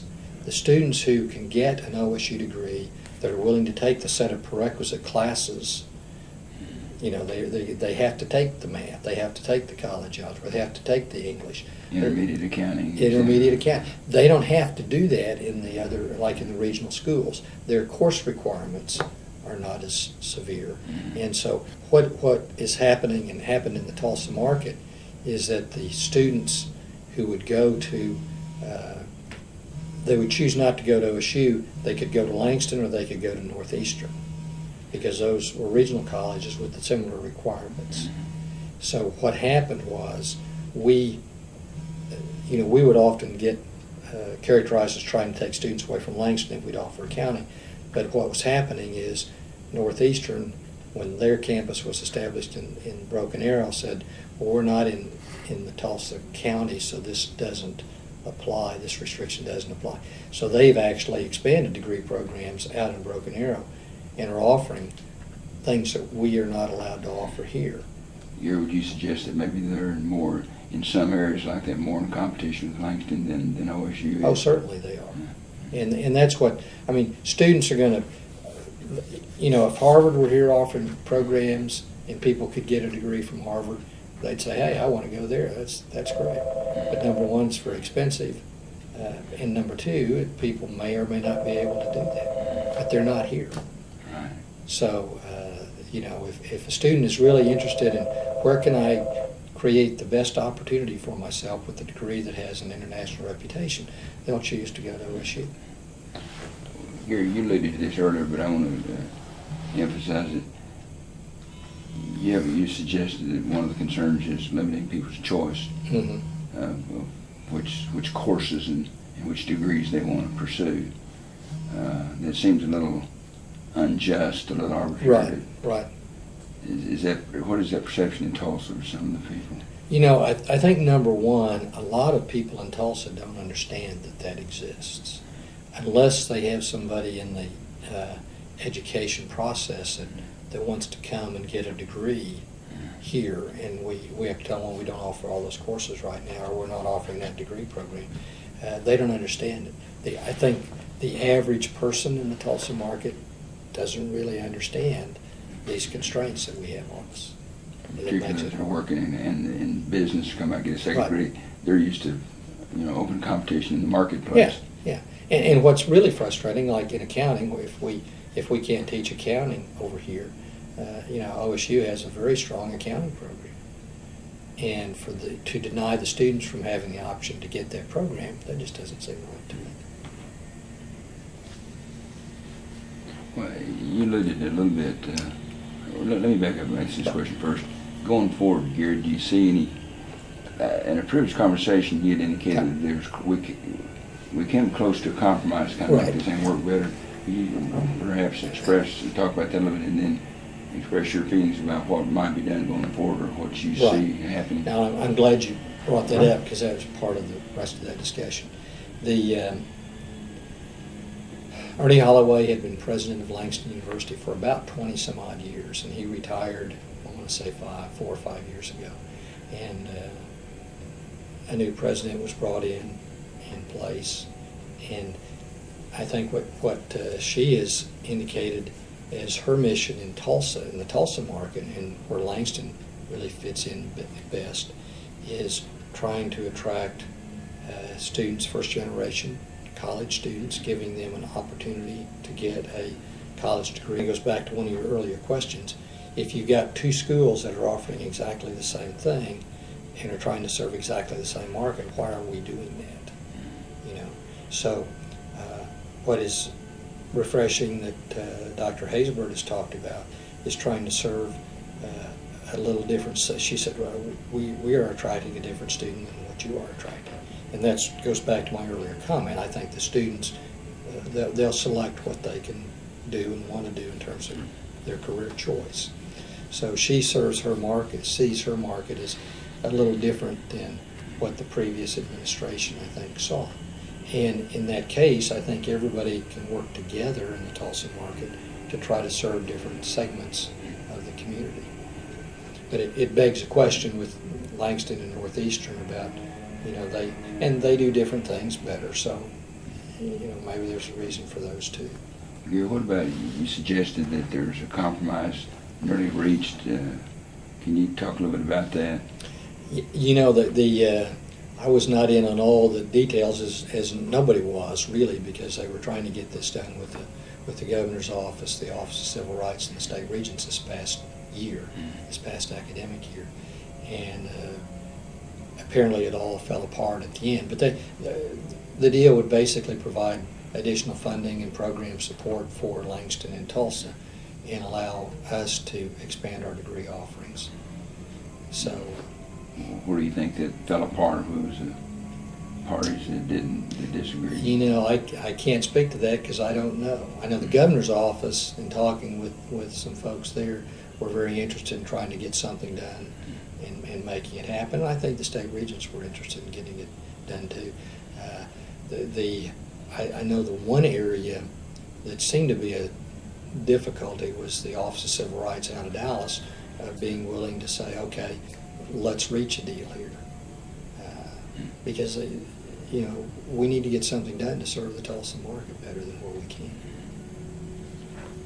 Appreciate the explanation on that. Thanks, Gary. Do you see a successful scenario going forward? Ultimately, as things get put in place and move forward, and as you alluded to earlier, students are going to vote with their feet. We are going to, I put in a request 2 years ago for us to expand 16 degree programs over here, some of which are on the Langston list and many of them are not. It's getting the state regents to go along with that, but we will continue to offer and expand the courses that we offer here. As I'm sure you know, a lot of our students, the thing that makes it so nice for the Tulsa students now is they can pick and choose if they're in a degree program that we don't offer totally here on this campus. They can still take courses here, and they may go to Stillwater 1 or 2 days a week to pick up the other courses over there. So it really provides an opportunity that's easier than it used to be to get a degree, even though we may not offer the whole program here in Tulsa right now. What do you see the enrollment in 2020 now, Gary? What do you think? We've talked about this early on, and I think if we can get between, I think our goal right now in terms of headcount students would be around 5,000 to 7,000 students. I mean, that's another 10 or 12 years. If we can get to that point, I think we'll feel good about expanding the market. And once again, if something happens where for some reason funding is dramatically increased, or Tulsa Community College relationship changes, where we actually do a merger, or something else happens here in the market, it could be larger than that. But you have to keep in mind, I mean, the demographics in Oklahoma are the college-bound students, the numbers are going down because graduation numbers out of high school are going down. So the pool that you have to draw from is not as great as it used to be. You alluded to Northeastern, their campus in Broken Arrow, and then there's, of course, Rogers State in this area. Do those impact the dynamics of education here in the Tulsa market?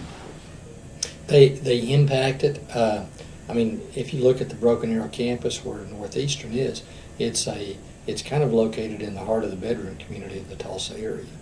So there's a lot of population in Bixby and southeast Tulsa, in Broken Arrow, in that whole geographic area, and they got a great location directly off the freeway over there. So it's easy to get in and out of. So literally, someone could leave work, drive on the way to home, take a class, and then end up at home. Yeah, that's right. So they have a good location. I'm very excited with what I see happening in downtown. We've been and as you were alluding to earlier, we've been a very strong proponent for the city and with the city, and I've been on various city boards. But the more growth and the more excitement we get happening in downtown Tulsa certainly benefits us. The new Drillers Ballpark, which is just a block and a half away from here, it gets people downtown and makes them aware of where we are and what things are going on down here. Is there, in your mind, is there much competition for students with Rogers and with Northeastern? You know, once again, I think that happens at the margin. What we end up losing, and this is just ad hoc empiricism talking to students, the students typically won't tell you. They're not going to tell you, I'm going to go to a different school because it's easier. I mean, nobody's going to say that. But they're going to talk about, well, it is cheaper, and both those schools are cheaper than we are. But I think at the margin, on people who are interested, if they're 35 years old and they want to get that degree and they want to get it as quickly as they can, they're going to go to a place that allows them to get it as quickly as they can. And many of them are in a job where all they need to do is check the box that I've got an undergraduate degree. Right. So if they're, I would argue, for example, students who are going to get jobs and stay in Oklahoma are just interested. I mean, you could argue that their motivation is, I want to get a degree, get it as quickly and cheaply as I can, because that's what I really need, is getting the degree, the piece of paper. If you're in a degree program, I use business as an example, where you will be looking at a national or international opportunity set, you need to get the best degree you can to be competitive. You work in the comptroller's office for Williams Company. That's you right. need a degree from Oklahoma State University in Because accounting. they have that's right, because they have the opportunity to hire from all around the country. Or if you want to go, I just came back from teaching a week in Chicago, and we taught a program up there for college students from around the country. If you want to go to one of those major markets, you need a degree from a school like an OSU that provides that visibility. Gary, appreciate your insight on that. It's been very helpful. Changing direction just a little bit and talking about Oklahoma State and our presence in Tulsa generally. There's been a recent realignment of OSU education entities in Tulsa. Can you explain the management reorganization and share your thoughts on the new structure and on the new president, Howard Barnett? Sure. And once again, for perspective, I think this is useful to know. The Oklahoma Osteopathic Hospital used to be in TRMC, Tulsa Regional Medical Center, and the Osteopathic College of Medicine that was here in the Tulsa area came into the OSU system, as I recall, it was 1986. And so they had become a college within OSU, even though they operated here in the Tulsa area. And Tom Allen, who was became dean of the college in 1991 or 3, was a dean of the College of Medicine, which made sense. I mean, that's a typical organization structure.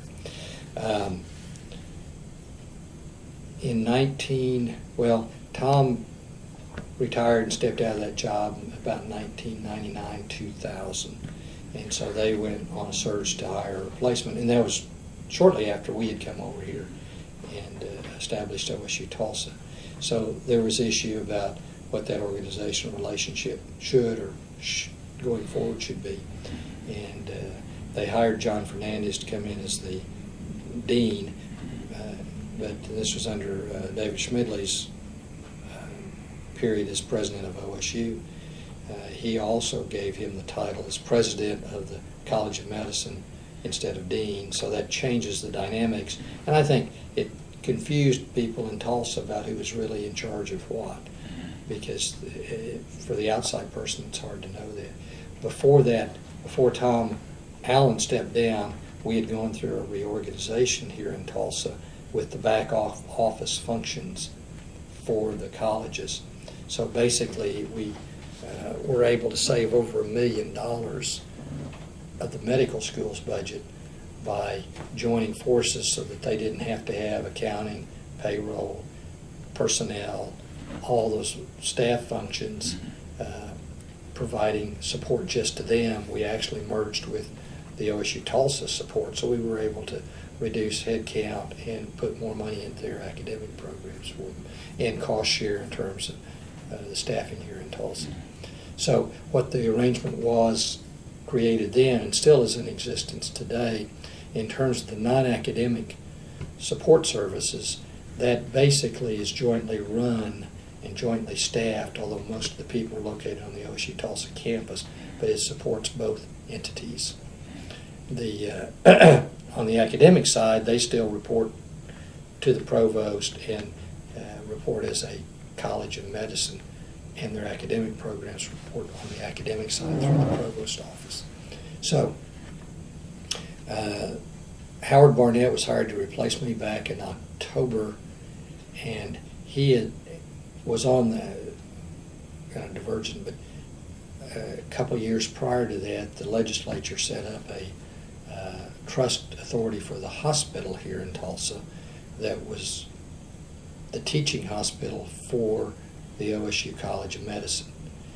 So it was primarily a hospital for low-income patients, but they served everybody, but it was in downtown, and it was the typical hospital for indigent care and others who didn't have insurance. Which hospital is that? It was called TRMC, Tulsa Regional Medical Center. That name was changed in, I want to say, 2003 or 4 to the OSU-Tulsa Hospital. I'm sorry, the OSU Medical Center. So OSU name is now on the hospital, although many people who've been here for a long time still call it TRMC. Drive right by 75. And it's in, you see the sign here. So that is the primary teaching hospital for the OSU medical students. Although not all of them go there, but it's the primary one. So, and it's always struggled in terms of funding, as most indigent care hospitals do, and it needs a lot of state funding. So anyway, they set up a hospital authority a couple of years ago to try to pump some funding into that. And Howard had been on that authority board, and he was very familiar with the hospital operations. And so this past spring, they changed the organization structure a bit and made him, since John Fernandez had left and they have a vacancy in that position in the medical school, they put Howard in as president of the OSU Medical Center and the OSU Tulsa campus. And I, frankly, as I told Howard and the other folks, I said, we kicked that idea around some in the past. I think that's a really good idea because it helps give one voice to the OSU presence in Tulsa so that Howard can be working with the community, the healthcare community, and with the political community for both organizations rather than having two of us out there doing that, which is what we had before. And as you alluded to earlier, if I understood Gary, the College of Osteopathy Medicine itself and the dean of that college still reports through on the academic Oklahoma side State University, Stillwater. Right, and they still are viewed and should be. I mean, it's a college, and they're on the academic side viewed through the college lens on the Stillwater campus. How does it interface, though, on the issues of medical education at the college, and then you have part of that internship that they have to serve? At the medical center, there's a lot of interaction and interplay. Does that still work okay with two entities and two different Yeah, because heads? basically OSU Tulsa and our staff don't get involved in that. That's all part of their operations.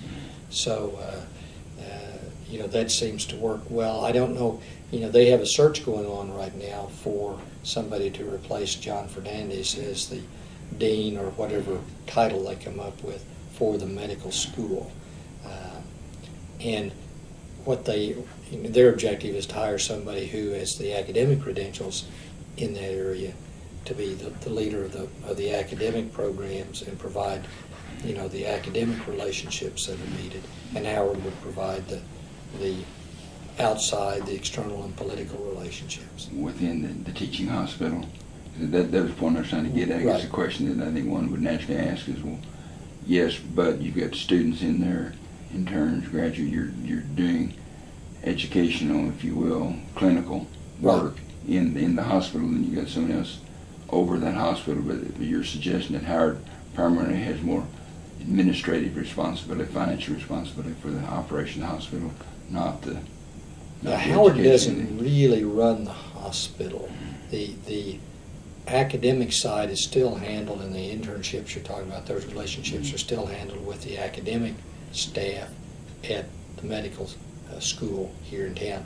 The administrative side of that, Jim Hess, who's the vice president for finance over at the medical school, they handle the funding and all of those issues that relate to that. So Howard's role, And again, this is a bit confusing. It's an unusual kind of deal. Howard's role will be basically to work with the external constituencies and the political constituencies in Oklahoma City regarding general funding for the hospital and for graduate. There's two pots of money for medical education from the feds would handle those relationships, but he would not be involved with the academic piece of that. Here in the past few years, Oklahoma State University has assumed responsibility for the College of Osteopathic Medicine, participated in the University Center Tulsa we talked about earlier, right. And of course now OSU-Tulsa. In your opinion, how is OSU's presence in Tulsa perceived, let me say its presence in Tulsa and its commitment to delivery of higher education for the Tulsa community? How's that perceived by citizens and leadership in the Tulsa community? The short answer to your question, I think we're perceived in a very positive light. People still, they don't understand quite how all this works, but that was one of the problems with the consortium. Nobody had a clue about how that consortium deal worked, and that was why it was hard to promote degree programs in Tulsa, because back with the consortium, people didn't know where they were getting their degree from. So we have made a conscious effort to make sure that Tulsa understands that this is OSU in Tulsa. When I give talks to various political or civic groups and others, I make sure that they know that students here get an OSU degree. It's not an OSU Tulsa degree. It's an OSU degree. And I think as I see this going forward in some of the planning that I know Howard's involved in doing, is to try to, you could even change the name from OSU Tulsa and just say OSU in Tulsa, because that's basically what we are. Everything is transparent for the students. They can take classes in both places at the same time with degree requirements. Once you hand in your stuff and you become an OSU student, you're free to do whichever you want to. And that's what's unique compared to most other what are called branch campuses in other states, where they're a standalone campus with different requirements and accreditations than the main campus. So all the University of Texas systems, University of Texas at so-and-so, are all different and get a different degree than you do at UT Austin. Well, that's not the case here. Our students get an OSU degree, whether they're taking classes in Tulsa or Stillwater or both. And I think that has the benefit to the long term, frankly, to be the model that people really like. And it's a matter of keeping both sites on the same page and keeping them politically working together. You alluded earlier about it. It's been for many years. Is OSU really committed to Tulsa? And that's part of the question I'm trying to get at is that perception changed a little bit now? Do people feel pretty strongly about our long-term presence here? From what I observe, because we have done a lot of advertising, a lot of visibility awareness here in Tulsa, and I think that there's probably, I would be surprised if anyone today says that OSU is not committed to the Tulsa area. I think we've gotten beyond that. I think our next step to get beyond is for people to make sure that they understand that we're not different from Stillwater. What we've had these kinds of discussions. People have suggested maybe having unique programs that are only offered in Tulsa. Some of the business programs would make a lot more sense to teach here in Tulsa than in a residential campus. Like an executive MBA program or something like that. Sure. And we've built this research engineering center, and I can see us developing more engineering programs, and that's what we've tried to work with Carl Reed in terms of getting programs here in Tulsa that are different from those in Stillwater, because we have the relationships here with companies that need the kind of thing that building supports in terms of graduate students, and research activities. Gary, which sort of begs the question, how do you promote, particularly at a corporate level, courses at Oklahoma State University? And what's your strategy? People need to understand there are few corporates here in Tulsa that are large enough to really provide a focused degree program for them. Now, because what some schools do, and you could do it with, and an arrangement with Williams, they may have enough people. One way to do it is to offer their classes at their facility and offer some kind of special, handling so that their students can get their processing done quicker, be able to enroll correctly, and so forth and so on. But the fact of the matter is, we're only 5 minutes from the Williams building, and we offer a broad range of classes here. If you only offered a limited subset at their facility, then they are pretty restricted on what they can do. They'd rather drive 5 minutes and be able to choose from 20 or 25 classes than 2. So I don't see, in what I see in major cities either, of other schools, I don't see us doing things other than helping promote within the corporates the opportunities that are available here. We set up a deal 2 years ago with the City of Tulsa, where we're providing tuition waiver and scholarships for City of Tulsa employees that want to get a degree. And that is good for Tulsa, it's good for the city, and it's good for us. We'll get 40 or 50 students a year that are either undergraduate and some graduate that are wanting to complete a degree, and they want to do it here. And it's a way to help them get there. But all those classes are taught right here on our campus. We're just not big enough where you need to offer classes somewhere off-site. OU, University of Oklahoma, has their campus in the south part of the community. How's that relationship working, and is that competition for OSU-Tulsa? It's interesting, and that has changed so much, because when we came over in '99, there was a lot of competition, if you will, between Jim Halligan at OSU and David Bourne at OU about what should happen in Tulsa. And political cartoons were in the newspapers, all this kind of stuff. It's kind of fun. But when Ken Lackey came over, one of the things he and I both, the messages we got from Halligan and Bourne both were, you guys need to figure out how to make this work. So we worked at that, and Ken was a very good person to work with to make that happen. So I think once we got the two sites separated, and OU is out in their facility and we're at ours, that you're just not having to solve these daily issues that compound people's frictions. So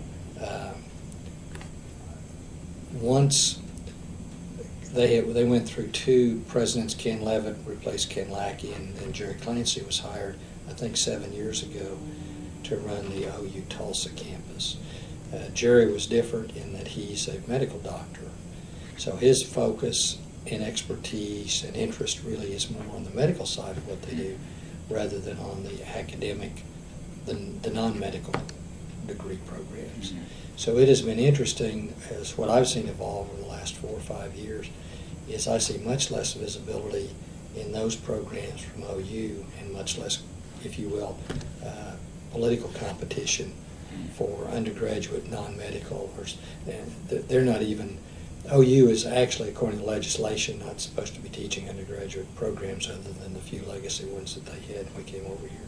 So they've been focusing more on medically related degree programs. They started a pharmacy program that's basically all online here in Tulsa.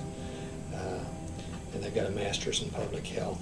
They have a few master's programs that compete directly with us in the sense they've got a master's in human relations, which is much different than an MBA, but for somebody who wants to get a master's degree, it's a whole lot.